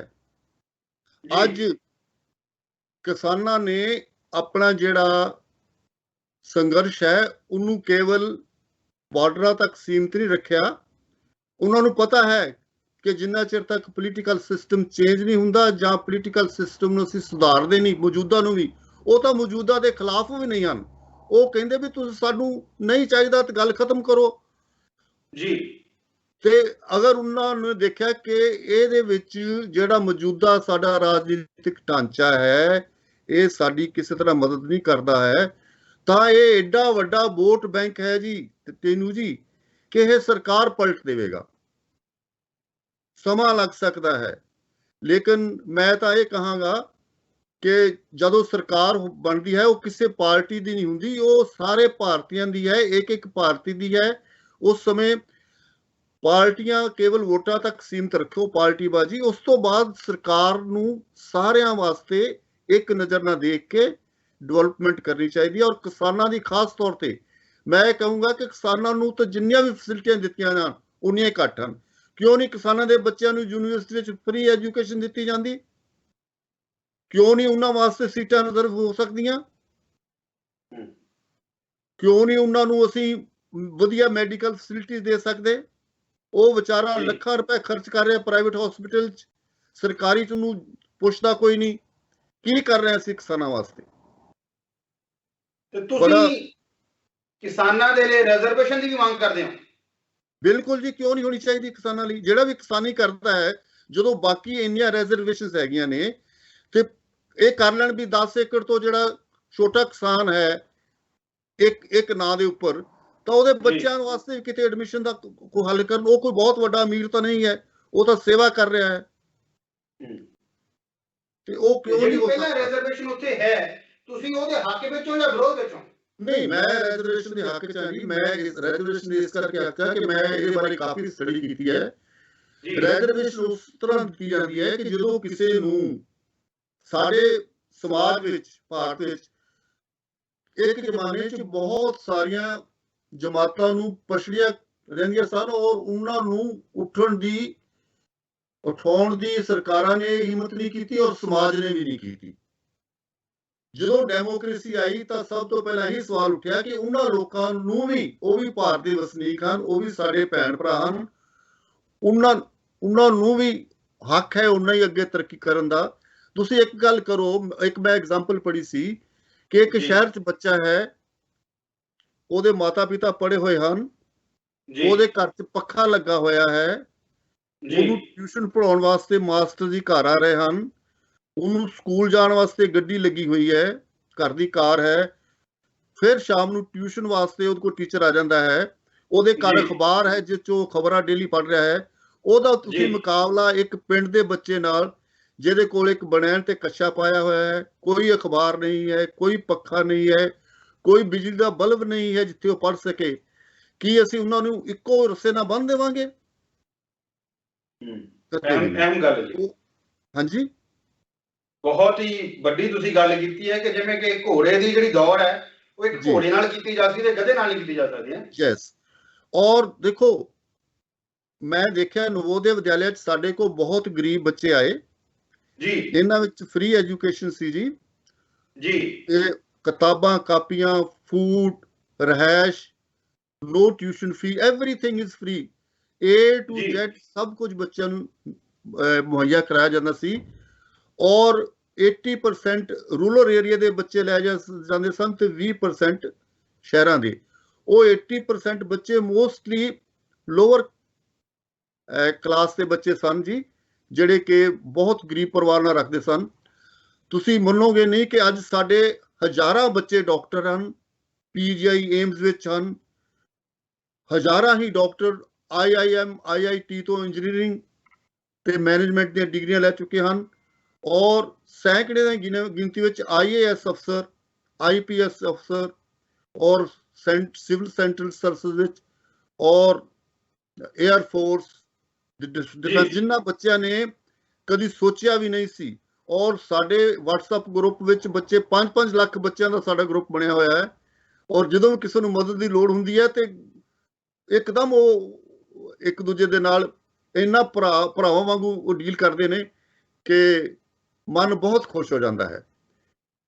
ਜੇ ਉਹ ਸਕੂਲ ਪਿੰਡਾਂ ਵਿੱਚ ਨਾ ਖੋਲੇ ਹੁੰਦੇ ਇੰਗਲਿਸ਼ ਮੀਡੀਅਮ ਸਕੂਲ, ਕਿਉਂਕਿ ਸਾਡੇ ਪਿੰਡਾਂ ਦੇ ਬੱਚੇ ਇੰਟੈਲੀਜੈਂਟ ਬਹੁਤ ਹੁੰਦੇ ਹਨ, ਉਹਨਾਂ ਨੂੰ ਮੈਥਮੈਟਿਕਸ ਔਰ ਸਾਇੰਸ ਵਿੱਚ ਬੜੇ ਪਰਫੈਕਟ ਹੁੰਦੇ ਹਨ, ਲੇਕਿਨ ਕੇਵਲ ਇੱਕ ਇੰਗਲਿਸ਼ ਮੀਡੀਅਮ ਹੀ ਉਹਨਾਂ ਨੂੰ ਮਾਰਦਾ ਸੀ, ਜਿਸ ਕਰਕੇ ਉਹ ਅੱਗੇ ਤਰੱਕੀ ਨਹੀਂ ਕਰ ਸਕਦੇ ਸਨ। ਸੋ ਜਿਉਂ ਹੀ ਉਹ ਕਕਸ਼ਾ 6 ਵਿੱਚ ਸਾਡੇ ਸਕੂਲਾਂ ਵਿੱਚ ਆਏ, ਅਸੀਂ ਉਹਨਾਂ ਨੂੰ ਇੰਗਲਿਸ਼ ਮੀਡੀਅਮ ਵਿੱਚ ਸਪੈਸ਼ਲ ਕਲਾਸਿਸ ਲਾ ਕੇ ਟ੍ਰੇਨਡ ਕੀਤਾ ਔਰ ਉਹ ਸਾਡੇ ਕੋਲ 6 ਸਾਲ ਰਹੇ ਔਰ ਜਦੋਂ ਨਿਕਲੇ ਉਹ ਬਾਹਰ ਤੋਂ ਹੀਰੇ ਬਣ ਕੇ ਨਿਕਲੇ, ਜਿਹੜੇ ਕਿ ਜੇ ਮੈਂ ਤੁਹਾਨੂੰ ਉਹਨਾਂ ਦਾ ਪਿਛੋਕੜ ਦੱਸਾਂ ਤਾਂ ਤੁਸੀਂ ਤੁਹਾਡੀਆਂ ਅੱਖਾਂ ਵਿੱਚ ਵੀ ਅੱਥਰੂ ਆ ਜਾਣਗੇ। ਜੋ ਅੱਜ ਬਹੁਤ ਸਾਰੇ ਲੋਕ ਮੈਜਿਸਟ੍ਰੇਟ ਬਣੇ ਹੋਏ ਹਨ, ਬਹੁਤ ਸਾਰੇ ਐਗਜ਼ੀਕਿਊਟਿਵ ਪੋਸਟ ਤੇ ਹਨ, ਇੰਟਰਨੈਸ਼ਨਲ ਕੰਪਨੀਆਂ ਦੇ CEOs ਹਨ, ਜਿਨ੍ਹਾਂ ਦਾ ਕਿ ਪਿਛੋੜ ਬਹੁਤ। ਸੋ ਸਰਕਾਰਾਂ ਨੇ ਚੰਗੇ ਕੰਮ ਵੀ ਕੀਤੇ ਹਨ, ਲੇਕਿਨ ਇਹੋ ਜਿਹੇ ਹੋਰ ਚੰਗੇ ਕੰਮ, ਔਰ ਕਿਸਾਨੀ ਤਾਂ ਬਿਲਕੁਲ ਹੀ ਇਸ ਕੈਟਾਗਰੀ ਚ ਆਉਂਦੀ ਹੈ। ਕਿਸਾਨੀ ਤੇ ਕਿਸਾਨ ਦੇ ਨਾਲ ਜੁੜਿਆ ਮਜ਼ਦੂਰ, ਉਹਦੇ ਵਾਸਤੇ ਕੈਟਾਗਰੀ ਬਹੁਤ ਜ਼ਰੂਰੀ ਹੈ। ਤੁਸੀਂ ਗੱਲ ਕੀਤੀ ਮਜ਼ਦੂਰ ਦੀ, ਹਾੜੀ ਤੇ ਪਾੜੀ ਦੀ ਗੱਲ। ਮੈਂ ਕਹਿੰਦਾ ਜੀ ਚੀਨੂ ਜੀ, ਜੇ ਇਹ ਨਹੀਂ ਘੱਟੋ ਘੱਟ ਜਿਹੜੇ ਐਗਰੀਕਲਚਰ ਕਾਲਜਸ ਹਨ ਉੱਥੇ ਤਾਂ ਸਾਡੇ ਕਿਸਾਨਾਂ ਦੇ ਬੱਚਿਆਂ ਦਾ ਫ੍ਰੀ ਐਜੂਕੇਸ਼ਨ ਲੈਣ ਦਾ ਹੱਕ ਬਣਦਾ ਹੈ ਜੀ, ਜਿਸ ਕਿੱਤੇ ਨਾਲ ਉਹ ਜੁੜੇ ਹੋਏ ਹਨ, ਤਾਂ ਕਿ ਉਹ ਕਿੱਤਾ ਵੀ ਚੱਲਦਾ ਰਹੇ। ਤੇ ਪ੍ਰਿੰਸੀਪਲ ਸਾਹਿਬ ਦਾ ਇਹ ਕਹਿਣਾ ਹੈ ਕਿ ਐਗਰੀਕਲਚਰ ਜਿਹੜੇ ਕਾਲਜ ਨੇ ਉੱਥੇ ਘੱਟੋ ਘੱਟ, ਚਾਹੇ ਉਹ ਐਗਰੀਕਲਚਰ ਯੂਨੀਵਰਸਿਟੀ ਲੁਧਿਆਣਾ ਦੇ ਵਿੱਚ ਹੋਏ ਜਾਂ ਹੋਰ ਗੁਰਦਾਸਪੁਰ ਦੇ ਵਿੱਚ ਕਾਲਜ ਹੈ ਜਾਂ ਹੋਰ ਜਿਹੜੇ ਕਾਲਜ ਹੈ, ਉਹਨਾਂ ਦੇ ਵਿੱਚ ਕਿਸਾਨਾਂ ਦੇ ਬੱਚਿਆਂ ਨੂੰ ਜਿਹੜੀ ਰਿਜ਼ਰਵੇਸ਼ਨ ਹੈ, ਉਹਨਾਂ ਦੀ ਸੀਟਾਂ ਰਿਜ਼ਰਵ ਹੋਣੀ ਚਾਹੀਦੀਆਂ, ਤਾਂ ਕਿ ਉਹ ਇੱਕ ਨਵੀਂ ਆਪਣੀ ਨੀਤੀ ਸਿੱਖ ਕੇ ਅੱਗੇ ਜਾ ਕੇ ਕਿਸਾਨਾਂ ਆਪਣੀ ਕਿਸਾਨੀ ਦੇ ਵਿੱਚ ਉਹਦਾ ਫਾਇਦਾ ਲੈ ਸਕਣ। ਫ੍ਰੀ ਐਜੂਕੇਸ਼ਨ ਹੋਵੇ, ਬੋਰਡਿੰਗ ਲੌਜਿੰਗ ਫ੍ਰੀ ਕੀਤਾ ਜਾਵੇ ਉਹਨਾਂ ਵਾਸਤੇ, ਤਾਂ ਕਿ ਉਹ ਕਹਿਣ ਵੀ ਹਾਂ ਸਰਕਾਰ ਵੀ ਸਾਡੇ ਵਾਸਤੇ ਕੁਝ ਕਰ ਰਹੀ ਹੈ ਜੀ। ਇਸ ਤਰ੍ਹਾਂ ਦੀ ਕੋਈ ਚਰਚਾ ਹੀ ਨਹੀਂ ਹੈ। ਉਲਟਾ ਇਹਨਾਂ ਉੱਪਰ ਰੂਲ ਨਿਯਮ ਥੋਪ ਰਹੇ ਹਨ ਕਿ ਅਸੀਂ ਤੁਹਾਡੇ ਵਾਸਤੇ ਚੰਗੇ ਨਿਯਮ ਬਣਾਤੇ, ਤੁਹਾਡਾ ਬੜਾ ਫਾਇਦਾ ਹੋਊਗਾ। This is not fair. Sir, ਇੱਕ ਅਹਿਮ ਘਟਨਾ ਹੋਈ ਹੈ ਜੀ, ਬਹੁਤ ਵੱਡੀ ਘਟਨਾ, ਜਿਹਦੇ ਵਿੱਚ ਕਿ ਇੱਕ BJP ਦੇ ਵਿਧਾਇਕ ਨੂੰ, ਹਾਂਜੀ, ਉਹਨਾਂ ਦੇ ਦਫ਼ਤਰ ਦੀ ਭੰਨ ਤੋੜ ਕੀਤੀ ਗਈ, ਉਹਨਾਂ ਨੂੰ ਬੁਰੀ ਤਰ੍ਹਾਂ ਕੁੱਟਿਆ ਗਿਆ ਜੀ। ਈਵਨ ਕਿ ਇੱਥੋਂ ਤੱਕ ਕਿ ਉਹਨਾਂ ਦੇ ਕੱਪੜੇ ਤੱਕ ਫਾੜ ਦਿੱਤੇ ਗਏ ਜੀ। ਸੋਸ਼ਲ ਮੀਡੀਆ ਤੇ ਕਾਫੀ ਉਹ ਵੀਡੀਓਜ਼ ਵੀ ਘੁੰਮ ਰਹੀਆਂ ਨੇ ਜੀ। ਉਸ ਘਟਨਾ ਨੂੰ ਤੁਸੀਂ ਕਿਸ ਐਂਗਲ ਤੋਂ ਦੇਖਦੇ ਹੋ? ਤੁਸੀਂ ਕੀ ਕਹਿਣਾ ਚਾਹੋਗੇ ਉਸ ਘਟਨਾ ਬਾਰੇ? ਸਰ, ਇਹ ਬੜੀ ਮੰਦਭਾਗੀ ਘਟਨਾ ਹੈ, ਲੇਕਿਨ ਅਸੀਂ ਕਿਸੇ ਤਰ੍ਹਾਂ ਵੀ ਸਿੱਧੇ ਰੂਪ 'ਚ ਇਸ ਨੂੰ ਕਿਸਾਨਾਂ ਨਾਲ ਜੁੜਿਆ ਮਸਲਾ ਨਹੀਂ ਕਹਿ ਸਕਦੇ। ਅੱਜ ਕੱਲ੍ਹ ਜਿਹੜੀਆਂ ਰਾਜਨੀਤਿਕ ਪਾਰਟੀਆਂ ਹਨ, ਉਹਨਾਂ ਦੇ ਆਪਣੀਆਂ ਖਹਿਬਾਜ਼ੀਆਂ ਬਹੁਤ ਹਨ ਜੀ, ਉਸ ਕਰਕੇ ਵੀ ਕੋਈ ਘਟਨਾ ਹੋ ਸਕਦੀ ਹੈ। ਲੇਕਿਨ ਇਹ ਮੈਂ ਜ਼ਰੂਰ ਕਹਾਂਗਾ ਕਿ ਕਿਉਂਕਿ ਕੇਂਦਰ ਵਿੱਚ BJP ਦੀ ਸਰਕਾਰ ਹੈ ਤੇ ਲੋਕਾਂ ਨੂੰ, ਕਿਉਂਕਿ ਜ਼ਿਮੀਂਦਾਰ ਜਾਂ ਕਿਸਾਨਾਂ ਦੇ ਨਾਲ, ਜਾਂ ਕਿਸਾਨ ਕੀ ਜਿਹੜੇ ਰੋਟੀ ਖਾਂਦੇ ਹਨ, ਜਿੱਦਾਂ ਮੈਂ ਕਹਿ ਰਿਹਾ ਕਿ ਮੋਹਰੇ ਤਾਂ ਉਹਨਾਂ ਨੂੰ ਲੱਗਣਾ ਚਾਹੀਦਾ ਜਿਨ੍ਹਾਂ ਵਾਸਤੇ ਅਨਾਜ ਮਹਿੰਗਾ ਹੋਏਗਾ ਕੱਲ ਨੂੰ, ਉਹ ਲੋਕ ਵੀ ਅੱਗੇ ਆ ਰਹੇ ਹਨ। ਤਾਂ ਇਹੋ ਜਿਹੀਆਂ ਘਟਨਾ ਬਹੁਤ ਮੰਦਭਾਗੀਆਂ ਹਨ, ਪਰ ਹੋਣਗੀਆਂ ਇਹ ਜ਼ਰੂਰ। ਇਹਨਾਂ ਨੂੰ ਕਿਵੇਂ ਰੋਕਿਆ ਜਾਵੇ, ਇਹ ਸਰਕਾਰ ਨੇ ਸੋਚਣਾ ਹੈ। ਇਹ ਸਰਕਾਰ ਨੇ ਬੈਠ ਕੇ ਸੋਚਣਾ ਹੈ ਕਿ ਇਦਾਂ ਦੀਆਂ ਘਟਨਾ ਨਾ ਹੋਣ। ਜੇ ਇੱਕ ਇਹ ਹੋ ਗਈ ਘਟਨਾ ਜਿਹੜੀ ਕਿ ਬਹੁਤ ਮੰਦਭਾਗੀ ਹੈ, ਮੈਂ ਇੰਡੀਵਿਜੂਅਲ ਤੌਰ ਤੇ ਇਸ ਦੇ ਖਿਲਾਫ ਹਾਂ, ਲੇਕਿਨ ਮੈਂ ਇਹ ਨਹੀਂ ਕਹਿ ਸਕਦਾ ਕਿ ਇਸ ਧਿਰ ਨੇ ਕੀਤੀ ਜਾਂ ਇਸ ਧਿਰ ਨੇ ਕੀਤੀ ਜਾਂ ਇਸ ਧਿਰ ਨੇ ਕੀਤੀ। ਅੱਜ ਕੱਲ ਪਾਰਟੀਆਂ ਵਿੱਚ ਜੀ ਬੰਦੇ ਇੱਕ ਦੂਜੇ ਦੇ ਲੱਤਾਂ ਖਿੱਚਣ ਵਾਲੇ ਕਿੰਨੇ ਆ, ਤੁਹਾਨੂੰ ਪਤਾ ਹੀ ਹੈ ਪੋਲੀਟੀਕਲ ਪਾਰਟੀਆਂ 'ਚ। ਸੋ ਬੀਜੇਪੀ ਦੇ ਇੱਕ ਮਹਿਲਾ ਲੀਡਰ ਦੀ ਮੈਂ ਅੱਜ ਹੀ ਇੰਟਰਵਿਊ ਸੁਣ ਰਿਹਾ ਸੀ। ਹਾਂਜੀ, ਉਹਨਾਂ ਨੇ ਕਿਹਾ ਕਿ ਇਹ ਜੋ ਵੀ ਕੁਝ ਹੋ ਰਿਹਾ ਪੰਜਾਬ ਦੇ ਵਿੱਚ, ਜਿਹੜੀ ਉਹਨਾਂ ਨੇ ਕਿਹਾ ਕਿ ਜਿਹੜੀ ਬੀਜੇਪੀ ਹੈ ਇਹ ਕਿਸਾਨਾਂ ਦੇ ਹੱਕ ਦੇ ਵਿੱਚ ਖੜੀ ਹੈ, ਪਰ ਇਹ ਜੋ ਵੀ ਕੁਝ ਹੋ ਰਿਹਾ ਹੈ ਇਹ ਕਾਂਗਰਸ, ਉਹਨਾਂ ਨੇ 3 ਪਾਰਟੀਆਂ ਦਾ ਨਾਮ ਲਿਆ, ਹਾਂਜੀ, ਕਾਂਗਰਸ, ਆਮ ਆਦਮੀ ਪਾਰਟੀ ਤੇ ਸ਼੍ਰੋਮਣੀ ਅਕਾਲੀ ਦਲ। ਹਾਂਜੀ, ਹਾਂਜੀ। ਉਹਨਾਂ ਨੇ ਕਿਹਾ ਕਿ ਇਹ ਲੋਕ ਇਹਨਾਂ ਦੇ ਬਹਿਕਾਵੇ ਚ ਆ ਕੇ ਇਹ ਕੰਮ ਕਰ ਰਹੇ ਨੇ। ਤੁਹਾਨੂੰ ਕੀ ਲੱਗਦਾ ਕਿ ਇਹ ਪੋਲੀਟੀਕਲ ਹੈ ਜਾਂ ਇਹ ਲੋਕ ਆਪ ਮਾਰ ਰਹੇ ਨੇ? ਦੇਖੋ ਜੀ, ਗੱਲ ਇਹ ਹੈਗੀ ਕਿ ਇਹ ਪੋਲੀਟੀਕਲ ਹੈ, ਇਹ ਕਾਫੀ ਪੋਲੀਟੀਕਲ ਗੱਲ ਰਹਿੰਦੀ ਹੈ, ਕਿਉਂਕਿ ਇਹਦੇ ਵਿੱਚ ਬੀਜੇਪੀ ਵੀ ਉਹਦਾ ਨਾਂ ਲਿਖਿਆ ਜਾ ਸਕਦਾ, ਭਾਵੇਂ ਉਹ ਬੀਜੇਪੀ ਦਾ ਆਦਮੀ ਹੈ। ਤੁਸੀਂ ਬੀਜੇਪੀ, ਕਾਂਗਰਸ, ਅਕਾਲੀ, ਆਪ ਵਿੱਚ ਬੀਜੇਪੀ ਨੂੰ ਜੋੜ ਕੇ ਦੇਖੋ ਕਿ ਪਾਰਟੀ ਵਿੱਚ ਅੰਦਰੂਨੀ ਦੁਸ਼ਮਣੀਆਂ ਨਹੀਂ ਹਨ। ਤੁਹਾਨੂੰ ਜਦੋਂ ਸਭ ਤੋਂ ਜ਼ਿਆਦਾ ਕਿਨੂੰ ਜੀ ਕਦੀ ਕਿਸੇ ਨੇ ਧੋਖਾ ਦੇਣਾ ਹੈ ਤੇ ਤੁਹਾਡੇ ਯਾਰ ਨੇ ਦੇਣਾ ਹੈ, ਜਿਹੜੇ ਤੁਹਾਡੇ ਬਾਰੇ ਬਹੁਤ ਚੰਗੀ ਤਰ੍ਹਾਂ ਜਾਣਦਾ ਹੈ। ਉਸ ਤੋਂ ਬਚਣਾ ਬਹੁਤ ਜ਼ਰੂਰੀ ਹੈ। ਸਰਵਿਸ ਵਿੱਚ ਵੀ ਦੇਖੀਦਾ ਕਿ ਜਿਹੜਾ ਬੰਦਾ ਬਹੁਤ ਨਜ਼ਦੀਕ ਹੈ, ਤੁਹਾਡੀ ਲੌਬੀ ਵਿੱਚ ਬਣ ਗਿਆ, ਉਸ ਤੋਂ ਬਚਣਾ ਬਹੁਤ ਜ਼ਰੂਰੀ ਹੈ। ਇਸ ਕਰਕੇ ਇਹ ਕਿਹਾ ਨਹੀਂ, ਜਾਂ ਉਸਨੇ ਬੀਬੀ ਨੇ ਠੀਕ ਕਿਹਾ ਹੋਏਗਾ ਵੀ ਇਹ ਪੋਲੀਟੀਕਲ ਹੈ ਤੇ ਉਹਦੀ ਆਪਣੀ ਸੋਚ ਹੈ। ਲੇਕਿਨ ਜੋ ਘਟਨਾ ਹੈ, ਮੈਂ ਉਹਦੇ ਬਾਰੇ ਜ਼ਰੂਰ ਕਹਾਂਗਾ ਕਿ ਇਹ ਬਹੁਤ ਮੰਦਭਾਗੀ ਘਟਨਾ ਹੈ। ਇਸ ਤਰ੍ਹਾਂ ਦੀ ਘਟਨਾ ਰੋਕਣ ਵਾਸਤੇ ਸਰਕਾਰ ਨੂੰ ਅੱਗੇ ਆਉਣਾ ਚਾਹੀਦਾ ਹੈ ਤਾਂ ਕਿ ਇਹੋ ਜਿਹੀਆਂ ਘਟਨਾ ਨਾ ਹੋਣ। ਉਹ ਸੋਚਣ ਵੀ ਇਹ ਕਿਉਂ ਹੋ ਰਿਹਾ ਹੈ, ਇਸ ਨੂੰ ਰੋਕਿਆ ਜਾਵੇ। ਇਹ ਸਾਡੇ ਸਮਾਜ ਦੇ ਉੱਪਰ ਕਲੰਕ ਲੱਗ ਕੇ ਦਿਖਾਈ ਦੇ ਰਿਹਾ ਮੈਨੂੰ। ਤੇ ਦੂਜੇ ਪਾਸੇ ਹਰਿਆਣੇ ਦੇ ਇੱਕ ਮੰਤਰੀ ਨੇ ਇਹ ਵੀ ਗੱਲ ਕਹੀ ਹੈ ਕਿ ਦਿੱਲੀ ਦੇ ਵਿੱਚ ਜਿਹੜੇ ਲੋਕ ਬੈਠੇ ਨੇ ਇਹ ਵਿਹਲੇ ਲੋਕ ਹੈ, ਘਰੇ ਇਹਨਾਂ ਨੂੰ ਰੋਟੀ ਨਹੀਂ ਮਿਲਦੀ ਤੇ ਆ ਕੇ ਦਿੱਲੀ ਦੇ ਵਿੱਚ ਮੁਫਤ ਦੀਆਂ ਰੋਟੀਆਂ ਖਾਣ ਆ ਗਏ। ਟੀਨੂ ਜੀ ਦੇਖੋ ਕਿਹੋ ਜੀ ਗੱਲ ਕਰਤੀ। ਇਸ ਤੋਂ ਮਾੜੀ ਗੱਲ, ਇੱਕ ਲੋਕਾਂ ਦਾ ਰਿਪਰੈਜ਼ੈਂਟੇਟਿਵ, ਜਿਹੜਾ ਲੋਕਾਂ ਦਾ ਜਿਨ੍ਹਾਂ ਨੇ ਅਸੀਂ ਕਾਨੂੰਨ ਬਣਾਉਣ ਦੀ ਇਜਾਜ਼ਤ ਦਿੱਤੀ ਹੈ, ਵੋਟ ਪਾਵਰ ਦੇ ਨਾਲ ਉਹਨਾਂ ਨੂੰ ਉੱਪਰ ਬਿਠਾਇਆ ਹੈ, ਅਗਰ ਉਹ ਇਹੋ ਜੀ ਗੱਲ ਕਰੇਗਾ ਤਾਂ ਦੇਸ਼ ਦੀ ਡਾਇਰੈਕਸ਼ਨ ਕਿੱਧਰ ਨੂੰ ਜਾਏਗੀ? ਉਹ ਪ੍ਰੋਟੈਸਟ ਕਰ ਰਹੇ ਨੇ, ਤੁਸੀਂ ਉਹਨਾਂ ਦੀ ਮਦਦ ਕਰੋ ਜਾਂ ਨਾ ਕਰੋ, ਲੇਕਿਨ ਸਾਨੂੰ ਬੇਹੂਦੀ ਗੱਲ, ਜਿਹੜੀ ਗੱਲ ਚੁਭਵੀਂ ਹੋਵੇ, ਉਹ ਕਿਉਂ ਕਰੀਏ ਜੀ? ਕੀ ਗੱਲ ਇਹ ਵਧਾਉਣਾ ਚਾਹੁੰਦੇ ਹਨ? ਕਿਤੇ ਅੱਗ ਲੱਗੀ ਹੋਵੇ ਤੇ ਬਾਲਟੀ ਪਾਣੀ ਦੀ ਲੈ ਕੇ ਉਧਰ ਨੂੰ ਜਾਣਾ ਚਾਹੀਦਾ ਹੈ, ਨਾ ਕਿ 2-4 ਡੱਬੀ ਦੀਆਂ ਤੀਲਾਂ ਉਧਰ ਨੂੰ ਹੋਰ ਸਿੱਟ ਦੋ ਤਾਂ ਕਿ ਅੱਗ ਹੋਰ ਫੈਲੇ। ਇਹ ਤਾਂ ਇਦਾਂ ਦੀ ਗੱਲ ਹੋਈ। ਤੇ ਤੁਹਾਡੇ ਕਹਿਣ ਦੇ ਮੁਤਾਬਕ ਭਾਜਪਾ ਦੇ ਵਿਧਾਇਕ ਜਾਂ ਜਿਹੜੇ ਲੋਕ ਸਭਾ ਮੈਂਬਰ ਨੇ ਇਹ ਗੱਲ ਕਹੀ ਹੈ, ਉਹ ਸਿਰਫ ਇੱਕ ਬਲਦੀ ਤੇ ਤੇਲ ਪਾਣ ਦਾ ਕੰਮ ਕਰ ਰਹੇ ਨੇ, ਇਹੀ ਕਹਿਣਾ ਚਾਹ ਰਹੇ ਹੋ ਜੀ? ਇਸ ਤੋਂ ਵੱਧ ਕੁਝ ਨਹੀਂ ਦਿਖਾਈ ਦੇ ਰਿਹਾ ਜੀ। ਉਹਨਾਂ ਨੇ ਜਿਹੜੇ ਸਾਡੀ ਪੋਲੀਟੀਕਲ ਪਾਰਟੀਆਂ ਆਪਣੇ ਮੁਫਾਦਲੇ ਲਈ ਕੁਝ ਵੀ ਮੂੰਹੋਂ ਬੋਲ ਦਿੰਦੀਆਂ ਹਨ। ਮੇਰੇ ਖਿਆਲ 'ਚ ਤਾਂ ਇਹੋ ਜਿਹਾ ਕਾਨੂੰਨ ਬਣਨਾ ਚਾਹੀਦਾ ਹੈਗਾ ਕਿ ਜਿਹੜੇ ਸਾਡੇ ਰਿਪਰੈਜ਼ੈਂਟੇਟਿਵ ਚੁਣੇ ਹੋਏ ਹਨ, ਉਹਨਾਂ ਨੂੰ ਬਹੁਤ ਤੋਲ ਕੇ, ਸੋਚ ਸਮਝ ਕੇ ਗੱਲ ਕਰਨ ਦੀ ਉਹਨਾਂ ਨੂੰ ਇਜਾਜ਼ਤ ਹੋਵੇ, ਔਰ ਬਾਕੀ ਪਾਬੰਦੀ ਲਾਈ ਜਾਵੇ ਕਿ ਜਿਹੜੀ ਗੱਲ ਦੇ ਨਾਲ ਲੋਕਾਂ ਵਿੱਚ, ਸਮਾਜ ਵਿੱਚ ਪਾੜ ਪੈਂਦੇ ਹਨ, ਉਹ ਨਾ ਹੋ ਸਕਣ ਜੀ। ਜਿਵੇਂ ਸਾਰੀਆਂ ਗੱਲਾਂ ਦਾ ਨਿਚੋੜ ਆ ਰਿਹਾ ਕਿ ਭਾਜਪਾ ਹੈ, ਪਰ ਜਿਨ੍ਹਾਂ ਰਾਜਾਂ ਦੇ ਵਿੱਚ ਭਾਜਪਾ ਦੀ ਸਰਕਾਰ ਨਹੀਂ ਹੈ ਜੀ, ਉਹ ਕਿਉਂ ਨਹੀਂ, ਮਤਲਬ ਜਿਹੜੀਆਂ ਦੂਜੀਆਂ ਗੈਰ ਭਾਜਪਾ ਸਰਕਾਰ ਜਿਹੜੇ ਰਾਜ ਹੈ, ਉੱਥੇ ਇਹਦਾ ਸਰਕਾਰ ਕਿਉਂ ਨਹੀਂ ਉਹਨਾਂ ਨੂੰ ਖਤਮ ਕਰ ਦਿੰਦੀ ਕਿ ਇੱਥੇ ਇਸ ਰਾਜ ਦੇ ਵਿੱਚ, ਸਪੋਜ਼ ਪੰਜਾਬ ਦੇ ਵਿੱਚ ਕਾਂਗਰਸੀ ਸਰਕਾਰ ਹੈ ਤੇ ਕੈਪਟਨ ਸਾਹਿਬ ਕਿਉਂ ਨਹੀਂ ਉੱਥੇ ਵਿਧਾਨ ਸਭਾ ਦੇ ਵਿੱਚ ਮਾਦਾ ਪਾ ਦਿੰਦੇ ਕਿ ਅਸੀਂ ਇਹਨਾਂ ਜਿਹੜੇ ਕਾਨੂੰਨ ਆਏ ਨੇ ਇਹਨਾਂ ਨੂੰ ਆਪਾਂ ਵਿਰੋਧ ਕਰਦੇ? ਕੀ ਉਹ ਕਰ ਸਕਦੇ ਆ ਜਾਂ ਨਹੀਂ ਕਰ ਸਕਦੇ? ਦੇਖੋ, ਇਹ ਹੈ ਤਾਂ ਸਟੇਟ ਲਿਸਟ ਵਿੱਚ ਐਗਰੀਕਲਚਰ ਆਉਂਦਾ ਹੈ ਜੀ, ਉਹਨਾਂ ਨੇ ਕੀਤਾ ਵੀ ਹੈ ਸ਼ਾਇਦ, ਲੇਕਿਨ ਉਹਨਾਂ ਖੁੱਲ ਕੇ ਸ਼ਾਇਦ ਨਹੀਂ ਕੀਤਾ ਜਿੰਨਾ ਕਿ ਕਰਨਾ ਚਾਹੀਦਾ ਹੈ।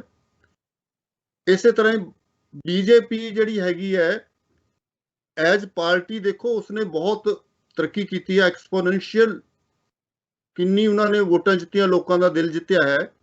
ਲੇਕਿਨ ਇਹ ਹੈ ਕਿ ਉਹਨਾਂ ਨੂੰ ਹੁਣ ਸਮਝਣਾ ਚਾਹੀਦਾ ਹੈ ਕਿ ਅਸੀਂ ਕੁਝ ਸਮਾਜ ਨੂੰ ਦਈਏ। ਮੈਂ ਕਿਸੇ ਵੀ ਪਾਰਟੀ ਦੇ ਖਿਲਾਫ ਨਹੀਂ ਹੈ, ਲੇਕਿਨ ਮੈਂ ਇਹ ਜ਼ਰੂਰ ਕਹਾਂਗਾ ਕਿ ਪਾਰਟੀਆਂ ਨੂੰ ਆਪਣੇ ਸਮਾਜ ਦੀ ਤਰੱਕੀ ਵਾਸਤੇ, ਆਪਣੇ ਸਮਾਜ ਦੀ ਬਿਹਤਰੀ ਵਾਸਤੇ ਔਰ ਖੁਸ਼ਹਾਲ ਬਣਾਉਣ ਵਾਸਤੇ ਆਪਸ ਵਿੱਚ ਵੀ ਇਕੱਠੇ ਹੋਣਾ ਚਾਹੀਦਾ ਹੈ ਔਰ ਅੱਛੀ ਸੋਚ ਲਿਆ ਕੇ ਸਮਾਜ ਨੂੰ ਹੋਰ ਉੱਪਰ ਲੈ ਕੇ ਜਾਣਾ ਚਾਹੀਦਾ ਹੈ। ਕਿਉਂ ਨਹੀਂ ਇਕੱਠੇ ਬੈਠਦੇ ਸਾਰੇ ਪੋਲੀਟੀਕਲ ਪਾਰਟੀਆਂ? ਕੇਵਲ ਇਹਨਾਂ ਨੂੰ 5 ਸਾਲ ਇਹੀ ਦਿਸਦਾ ਰਹਿੰਦਾ ਕਿ ਅਸੀਂ ਅਗਲੀ ਵਾਰੀ ਕਬਜ਼ਾ ਕਰਨਾ ਹੈ।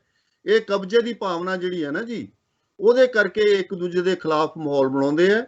ਅਦਰਵਾਈਜ਼ ਸ਼ਾਇਦ ਇਹ ਇਹਨਾਂ ਦੀਆਂ ਸਾਰਿਆਂ ਦੀ ਸੋਚ ਲਗਭਗ ਇੱਕੋ ਜਿਹੀ ਹੈ। ਜੀ, ਸਾਨੂੰ ਕੁਐਸਚਨ ਆਇਆ ਜੀ ਦਰਸ਼ਕਾਂ ਵੱਲੋਂ। ਸਾਡੇ ਦਰਸ਼ਕ ਸਾਰਿਆਂ ਦਾ ਪਹਿਲਾਂ ਮੈਂ ਧੰਨਵਾਦ ਕਰਦੇ ਹਾਂ। ਜੋ ਦਰਸ਼ਕ ਦੇਖ ਰਹੇ ਨੇ, ਰਾਕੇਸ਼ ਕੁਮਾਰ ਜੀ ਇੰਡੀਆ ਤੋਂ ਦੇਖ ਰਹੇ ਨੇ, ਮੈਂ ਉਹਨਾਂ ਦਾ ਸ਼ੁਕਰੀਆ ਅਦਾ ਕਰਦਾ। ਇੱਕ ਸਵਾਲ ਆਇਆ ਦਰਸ਼ਕਾਂ ਦਾ ਕਿ ਜਿਹੜੇ ਤੁਹਾਨੂੰ ਕੀ ਲੱਗਦਾ ਕਿ ਅੱਜ ਦੀ ਡੇਟ ਦੇ ਵਿੱਚ ਜੀ, ਕਿ ਮੈਂ ਤੁਹਾਨੂੰ ਪੁੱਛਾਂ ਕਿ ਅੱਜ ਦੀ ਡੇਟ ਦੇ ਵਿੱਚ ਜਿਹੜਾ ਕਿਸਾਨਾਂ ਦਾ ਜੋ ਸੰਘਰਸ਼ ਹੈ ਉਹ ਕਿਸ ਮੋੜ ਤੇ ਖੜਾ ਹੈ? ਅੱਗੋਂ ਇੱਥੋਂ ਕਿਹੜੇ ਪਾਸੇ ਨੂੰ ਟਰਨ ਲੈ ਸਕਦਾ? ਯੂ ਟਰਨ ਲੈ ਸਕਦਾ, ਲੈਫਟ ਟਰਨ ਲੈ ਸਕਦਾ, ਰਾਈਟ ਟਰਨ? ਕੀ ਹੈ ਇਹਦਾ? ਦੇਖੋ ਜੀ, ਇਹ ਬਹੁਤ ਵੱਡਾ ਸਵਾਲ ਹੈ ਜੀ। ਕਿਸਾਨ ਵੀ ਆਪਣੇ ਘਰ-ਬਾਰ ਛੱਡ ਕੇ ਕਿੰਨੇ ਚਿਰ ਤੋਂ ਬੈਠੇ ਹਨ। ਸਰਕਾਰ ਕੋਲ ਕਾਨੂੰਨ ਹੈ ਜੀ, ਕਾਨੂੰਨ ਦੇ ਮੁਤਾਬਕ ਉਹ ਕਾਰਵਾਈ ਕੋਈ ਵੀ ਕਦੀ ਕਰ ਸਕਦੇ ਹਨ। ਲੇਕਿਨ ਇਹ ਹੁਣ ਮਸਲਾ ਏਡਾ ਛੋਟਾ ਨਹੀਂ ਰਹਿ ਗਿਆ ਕਿ ਇਸ ਨੂੰ ਸਰਕਾਰ ਦਬਾ ਸਕੇਗੀ। ਔਰ ਕਿਸਾਨੀ ਵਿੱਚ ਜਦੋਂ ਬੰਦਾ ਕਿਸਾਨੀ ਜਿਹੜਾ ਜ਼ਮੀਨ ਦੇ ਨਾਲ ਯੁੱਧ ਕਰਦਾ ਹੈ ਨਾ ਜੀ, ਉਹਦਾ ਖੂਨ ਹੀ ਵੱਖਰਾ ਹੁੰਦਾ ਹੈ। ਭਾਵੇਂ ਉਹ ਕਿਸਾਨੀ ਮਜ਼ਦੂਰ ਹੋਵੇ ਜਾਂ ਕਿਸਾਨ ਹੋਵੇ, ਉਸ ਖੂਨ ਦੀ ਕਦਰ ਕਰਨੀ ਚਾਹੀਦੀ ਹੈ, ਕਿਉਂਕਿ ਉਹ ਟਲਦਾ ਨਹੀਂ ਹੈ, ਉਹ ਜਾਨ ਦਾ ਤੇ ਲਾ ਦਿੰਦਾ ਹੈ। ਤੁਸੀਂ ਦੇਖਿਆ ਹੀ ਹੈ ਜੀ, ਕਿੰਨੇ ਲੋਕ ਸ਼ਹੀਦੀ ਪ੍ਰਾਪਤ ਕਰ ਗਏ, ਕਿੰਨੇ ਲੋਕ ਬਿਮਾਰ ਹੋ ਕੇ ਔਰ ਐਕਸੀਡੈਂਟ ਨਾਲ ਔਰ ਉੱਥੇ ਬੈਠੇ, ਔਰ ਕਈਆਂ ਨੇ ਤਾਂ ਆਪਣਾ ਸੁਸਾਈਡ ਵੀ ਕੀਤਾ। ਕਿੰਨੀ ਵੱਡੀ ਗੱਲ ਹੈ। ਉਹਨਾਂ ਦੇ ਮਨ ਦੀਆਂ ਭਾਵਨਾ ਨੂੰ ਸੋਚੋ ਤਾਂ ਸਹੀ ਤੁਸੀਂ ਬੈਠ ਕੇ। ਜਿਸ ਨੇ ਸੁਸਾਈਡ ਕੀਤਾ 300 ਦੇ ਨੇੜੇ ਜੀ ਜੀ ਇਸ ਸੰਘਰਸ਼ ਦੇ ਵਿੱਚ, ਹਾਂ, ਲੋਕੀ ਕਹਿੰਦੇ ਜਿਸ ਨੇ ਸੁਸਾਈਡ ਕੀਤਾ ਉਹਦੇ ਮਨ ਦੀ ਕੀ ਭਾਵਨਾ ਹੋਏਗੀ, ਉਹਦੇ ਖਿਆਲ ਕਿਹੋ ਜਿਹੇ ਹੋਣਗੇ? ਕੀ ਸਾਨੂੰ ਇਹ ਸਟੱਡੀ ਨਹੀਂ ਕਰਨੀ ਚਾਹੀਦੀ ਇਹਨਾਂ ਗੱਲਾਂ ਦੀ? ਤੇ ਕਿੱਧਰ ਨੂੰ ਜਾਏਗਾ? ਦੇਖੋ ਜੀ, ਇਹ ਤਾਂ ਸਮਾਂ ਦੱਸੇਗਾ। ਔਰ ਜਿਸ ਤਰ੍ਹਾਂ ਕਿਸਾਨ ਕਹਿ ਰਹੇ ਹਨ ਕਿ ਸਾਨੂੰ ਤਾਂ ਕੋਈ ਨਹੀਂ, 2024 ਤੱਕ ਲਿਜਾਵਾਂਗੇ ਅਸੀਂ ਜੀ, ਲੇਕਿਨ ਅਸੀਂ ਕਹਿੰਦੇ ਕਿ ਜਲਦੀ ਤੋਂ ਜਲਦੀ ਫੈਸਲਾ ਹੋ ਜਾਏ। ਮੰਨ ਲੈਣ MSP ਤਾਂ ਇੱਕਦਮ ਕਰ ਦੇਣ ਨਾ, ਉਹ ਬੈਠੇ ਰਹਿਣ ਦੇਣ ਉਹਨਾਂ ਧਰਨੇ ਤੇ। ਅੱਜ ਜੇ ਇਹ MSP ਨੂੰ ਡਿਕਲੇਅਰ ਕਰ ਦੇਣ, ਕਾਨੂੰਨ ਬਣਾ ਦੇਣ, ਤਾਂ ਅੱਧੀ ਗੱਲ ਤਾਂ ਟਲ ਜਾਂਦੀ ਹੈ। MSP ਦੀ ਤੁਸੀਂ ਗੱਲ ਕੀਤੀ ਜੀ, ਉਹਨਾਂ ਨੇ, ਸਰਕਾਰ ਨੇ ਇਹ ਵੀ ਗੱਲ ਕਹੀ ਹੈ ਕਿ ਠੀਕ ਹੈ, ਇਸ ਵਾਰ ਅਸੀਂ ਜਿਹੜੇ ਆੜਤੀ ਆ ਉਹਨਾਂ ਨੂੰ ਸਾਈਡ ਤੇ ਕਰਦੇ ਆ, ਪਰ ਜਿਹੜੀ FCI ਹੈ ਉਹ ਕਿਸਾਨਾਂ ਦੀ ਸਿੱਧੇ ਤੌਰ ਤੇ ਫਸਲ ਚੁੱਕੇਗੀ। ਪਰ ਇੱਥੇ ਉਹਨਾਂ ਨੇ ਇੱਕ ਅਹਿਮ ਗੱਲ ਰੱਖੀ ਹੈ, ਜਿਹੜਾ ਕਿ ਉਹਨਾਂ ਨੇ ਕਿਹਾ ਕਿ ਸਾਨੂੰ ਫਰਦਾਂ ਜਮ੍ਹਾਂ ਕਰਾਓ ਪਹਿਲਾਂ। ਦੇਖੋ ਨਾ, ਕਿਸਾਨ ਫਰਦਾਂ ਬੜੀਆਂ ਮਹਿੰਗੀਆਂ ਮਿਲਦੀਆਂ ਰਹੀਆਂ ਇਹਨਾਂ ਨੂੰ। ਚਲੋ ਹੁਣ ਤਾਂ ਕੰਪਿਊਟਰਾਈਜ਼ਡ ਹੋ ਗਿਆ। ਤੁਸੀਂ ਇਹ ਦੇਖੋ ਵੀ ਇੱਕ ਉਲਝਣ ਜੋ ਕੱਢ ਕੇ ਦੂਜੀ ਉਲਝਣ ਚ ਫਸਾਉਣ ਦੀ ਗੱਲ ਹੈ। ਬਾਕੀ ਜਿੱਥੇ ਤੱਕ ਆੜਤੀਏ ਦੀ ਗੱਲ ਹੈ ਜੀ, ਆੜਤੀਆ ਤੇ ਜ਼ਿਮੀਂਦਾਰ ਇੱਕ ਹੀ ਚੀਜ਼ ਹਨ। ਤੁਸੀਂ ਅੱਜ ਤੁਸੀਂ ਹੈਰਾਨ ਹੋਵੋਗੇ ਕਿ ਪੰਜਾਬ ਵਿੱਚ ਅੱਜ ਲਗਭਗ ਬਹੁਤ ਸਾਰੇ ਜ਼ਿਮੀਂਦਾਰ ਘਰਾਣੇ ਦੇ ਲੋਕ ਵੀ ਆੜਤੀ ਹਨ। ਬਹੁਤ ਗਿਣਤੀ ਵਧੀ ਉਹਨਾਂ ਦੀ। ਔਰ ਜਿਹੜੇ ਟ੍ਰੈਡੀਸ਼ਨਲ ਸਾਡੇ, ਹਾਂਜੀ ਕੁਝ ਗੱਲ ਕਹਿਣੀ ਚਾਹੁੰਦੇ ਸੀ ਤੁਸੀਂ? ਜੀ ਕਹਿ ਰਹੇ ਸੀ, ਕਿਸੇ ਨੇ ਕਿਹਾ ਕਿ ਮੈਸੇਜ ਆਇਆ ਕਿ ਆੜਤੀ ਦਾ ਤੇ ਕਿਸਾਨ ਦਾ, ਹਾਂਜੀ, 9 ਮਾਸ ਦਾ ਰਿਸ਼ਤਾ ਹੈ। ਬਿਲਕੁਲ ਜੀ, ਮੈਂ ਉਹੀ ਗੱਲ ਕਰ ਰਿਹਾ ਜੀ। ਇਹ ਉਸ ਤੋਂ ਵੀ ਜ਼ਿਆਦਾ ਗਾੜਾ ਜੀ। ਮੈਨੂੰ ਪਤਾ ਹੈ ਕਿ ਕਿਸਾਨ ਆੜ੍ਹਤੀਏ ਕੋਲ ਪੈਸਾ ਨਾ ਹੋਵੇ ਤੇ ਜ਼ਿਮੀਂਦਾਰ ਉਹਦੇ ਥੜੇ ਤੇ ਜਾ ਕੇ ਬਹਿ ਜਾਵੇ, ਤੇ ਆੜ੍ਹਤੀਆਂ ਨੂੰ ਅਸੀਂ ਖੁਦ ਦੇਖਿਆ ਆਪਣੀ ਜ਼ਿੰਦਗੀ 'ਚ ਮਿੰਨਤਾਂ ਪਾਉਂਦੇ, ਕਦੀ ਸਾਡੇ ਘਰ ਆ, ਕਦੀ ਉਧਰ ਜੀ 4 ਪੈਸੇ ਦੇ ਦਿਓ, ਹੈਗੇ ਮੈਨੂੰ ਹੁਣੇ ਚਾਹੀਦੀ ਆ, ਮੇਰੇ ਜ਼ਿਮੀਂਦਾਰ ਖਰਾਬ ਹੋਣ ਡਿਆ, ਉਹਨੇ ਲੈਣੀ ਹੈਗੀ ਆ, ਖਾਦ ਲੈਣੀ ਆ, ਉਹਦੀ ਕੁੜੀ ਦਾ ਵਿਆਹ ਹੈ ਜੀ, ਮੈਂ ਤੁਹਾਨੂੰ ਦੇ ਦਾਂਗਾ ਜਲਦੀ। ਇਸ ਤਰ੍ਹਾਂ ਕਰਕੇ ਉਹ ਵੀ ਵਿਚਾਰੇ ਮੰਗ ਮੰਗ ਕੇ ਗੁਜ਼ਾਰਾ ਕਰਦੇ ਰਹੇ ਹਨ। ਐਸੀ ਗੱਲ ਨਹੀਂ ਹੈ, ਇਹਨਾਂ ਨੂੰ ਵੱਖ ਨਹੀਂ ਕੀਤਾ ਜਾ ਸਕਦਾ। ਔਰ ਜਿਹੜਾ ਕਿਸਾਨ ਦਾ ਵਿਸ਼ਵਾਸ ਹੈ, ਉਹ ਜਿੰਨਾ ਵਿਸ਼ਵਾਸ ਉਹਨੂੰ ਆੜ੍ਹਤੀਏ 'ਚ ਉਹਨਾਂ ਤੁਸੀਂ ਬੈਂਕ ਵਿੱਚ ਨਹੀਂ ਉਹਦਾ ਹੈ, ਕਿਸੇ ਹੋਰ FCA 'ਚ ਉਹਦਾ ਕੀ ਵਿਸ਼ਵਾਸ ਹੋਏਗਾ, ਸਰਕਾਰਾਂ 'ਚ ਉਹਦਾ ਵਿਸ਼ਵਾਸ ਨਹੀਂ ਹੈਗਾ, ਤਾਂ ਉਹ ਵਿਚਾਰਾ ਕੀ ਕਰੇ। ਉਹਨੂੰ ਤਾਂ ਆੜ੍ਹਤੀਆ ਉਹਦੀ ਸਰਕਾਰ ਹੈ, ਆੜ੍ਹਤੀਆ ਹੀ ਉਹਦਾ ਛੋਟਾ ਜਿਹਾ ਰੱਬ ਹੈ, ਤੇ ਆੜ੍ਹਤੀਏ ਵਾਸਤੇ ਜਿਹੜੇ ਪਿੰਡ ਦੇ ਲੋਕ ਹਨ ਉਹ ਉਹਨਾਂ ਦੇ ਭੈਣ ਭਰਾ ਹਨ।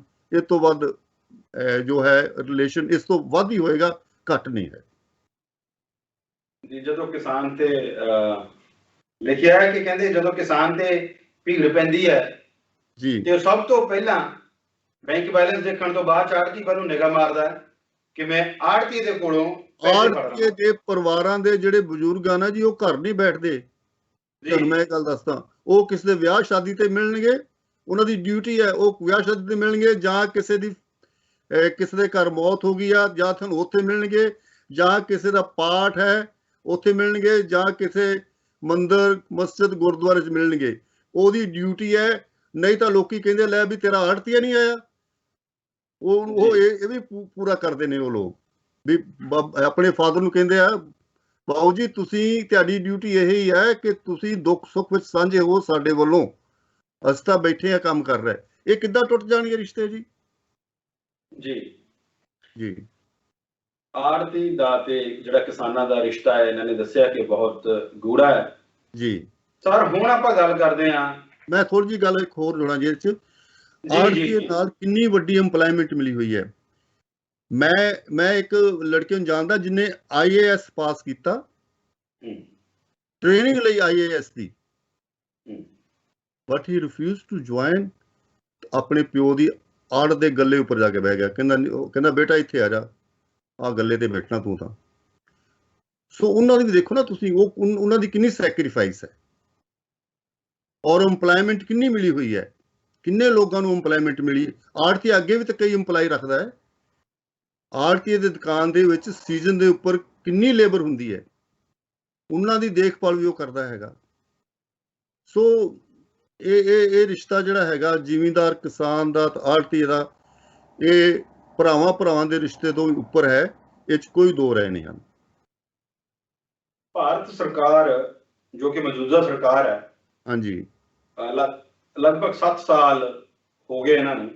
ਹਾਂਜੀ, 14 ਦੇ ਵਿੱਚ ਪਹਿਲੀ ਵਾਰ ਇੰਡੀ ਦੀ ਸਰਕਾਰ ਹੈ ਜੋ ਜੀ ਜਿੱਤ ਕੇ, ਜਿਹਨੇ ਭਾਰਤ ਦੀ ਸਰਕਾਰ ਚਲਾਈ ਸੀ, ਸ਼ੁਰੂ ਕੀਤੀ ਸੀ ਜੀ। ਉਹਨਾਂ ਨੇ ਕਿਹਾ ਸੀ ਕਿ 2 ਕਰੋੜ ਲੋਕਾਂ ਨੂੰ ਨੌਕਰੀ। ਜੀ, ਗੱਲ 15 ਲੱਖ ਦੀ ਵੀ ਕੀਤੀ ਸੀ। ਹਾਂਜੀ, ਹੋਰ ਵੀ ਕਈ ਵਾਅਦੇ ਕੀਤੇ ਸੀ। ਜੀ, ਜੋ ਸਾਡੇ ਪ੍ਰਧਾਨ ਸੇਵਕ ਸਾਹਿਬ ਨੇ, ਹਾਂਜੀ, ਉਹਨਾਂ ਨੇ ਇਹ ਵੀ ਕਿਹਾ ਸੀ ਕਿ ਜਿਹੜੇ ਪਕੌੜੇ ਕਰਨਾ ਉਹ ਵੀ ਇੱਕ ਰੁਜ਼ਗਾਰ ਹੈ। ਤੁਸੀਂ ਕਿਹਾ ਕਿ ਉਹ IAS ਕਰਕੇ ਆੜ੍ਹਤ ਦੇ ਗੱਲੇ ਤੇ ਬੈਠ ਗਏ, ਜੇ ਫਿਰ ਉਹ ਰੁਜ਼ਗਾਰ ਹੈ ਤੇ ਫਿਰ ਤਾਂ ਪ੍ਰਧਾਨ ਮੰਤਰੀ ਸਾਹਿਬ ਜੋ ਪਕੌੜਿਆਂ ਦੀ ਗੱਲ ਕਰਦੇ ਉਹ ਵੀ ਸਹੀ ਹੈ। ਦੇਖੋ ਮੈਂ ਜਿਹੜੀ ਗੱਲ ਤੁਹਾਨੂੰ ਸੱਚੀ ਦੱਸੀ ਹੈ, ਲੇਕਿਨ ਜੇ ਇਹ ਪ੍ਰਧਾਨ ਮੰਤਰੀ ਸਾਹਿਬ ਜਿਹੜੇ ਹਨ ਜੀ, ਉਹਨਾਂ ਨੇ ਅਗਰ ਪਕੌੜਿਆਂ ਦੀ ਗੱਲ ਕੀਤੀ ਹੈ ਤੇ ਉਹਨੂੰ ਜਾਂ ਤਾਂ ਇਸ ਤਰ੍ਹਾਂ ਲਿਆ ਜਾਵੇ ਕਿ ਉਹ ਬਿਜ਼ਨਸ ਦੀ ਗੱਲ ਕਰਦੇ ਆ। ਇਹ ਪਕੌੜਿਆਂ ਤੱਕ ਸੀਮਿਤ ਨਹੀਂ ਰੱਖਣਾ ਚਾਹੀਦਾ। ਲੇਕਿਨ ਬਿਜ਼ਨਸ ਹੈ ਕਿੱਥੇ? ਬਿਜ਼ਨਸ ਤਾਂ ਸਰਕਾਰ ਨੇ ਪੈਦਾ ਕਰਨੇ ਹਨ, ਤੇ ਸਰਕਾਰ ਜਿਹੜੀ ਹੈਗੀ ਆ ਉਹ ਜਿੰਨੀਆਂ ਵੀ ਸਰਕਾਰੀ ਡਿਪਾਰਟਮੈਂਟ ਹਨ ਉਹਨਾਂ ਨੂੰ ਪ੍ਰਾਈਵੇਟ ਕਾਰਪੋਰੇਟ ਘਰਾਣਿਆਂ ਨੂੰ ਫਿਰ ਦੇ ਰਹੀ ਹੈ।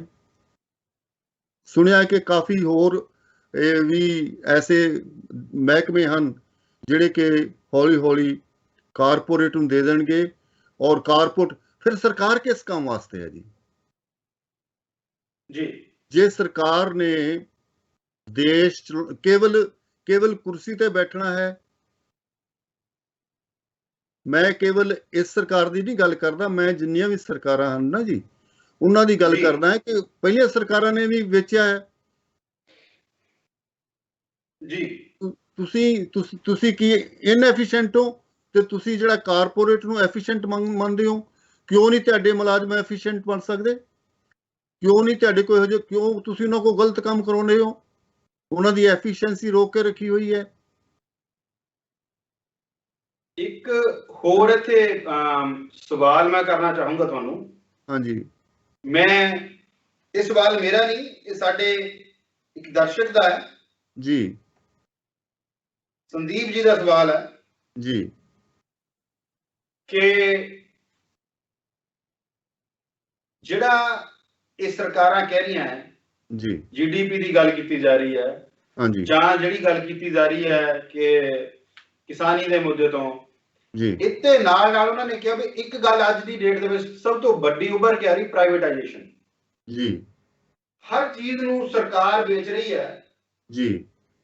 ਤੁਸੀਂ ਸਿੱਖਿਆ ਦੇ ਖੇਤਰ 'ਚ ਰਹੇ ਹੋ, ਜਾਂ ਪ੍ਰਾਈਵੇਟ ਖੇਤੇ ਦੇ ਵਿੱਚ ਜੀ ਜੋ ਸਿੱਖਿਆ ਵਧੀਆ ਰਹੇਗੀ, ਜਾਂ ਸਰਕਾਰੀ ਅਦਾਰੇ ਜਿਹੜੇ ਹੈਗੇ ਉਹ ਵਧੀਆ ਸਿੱਖਿਆ ਪ੍ਰਦਾਨ ਕਰ ਸਕਣਗੇ?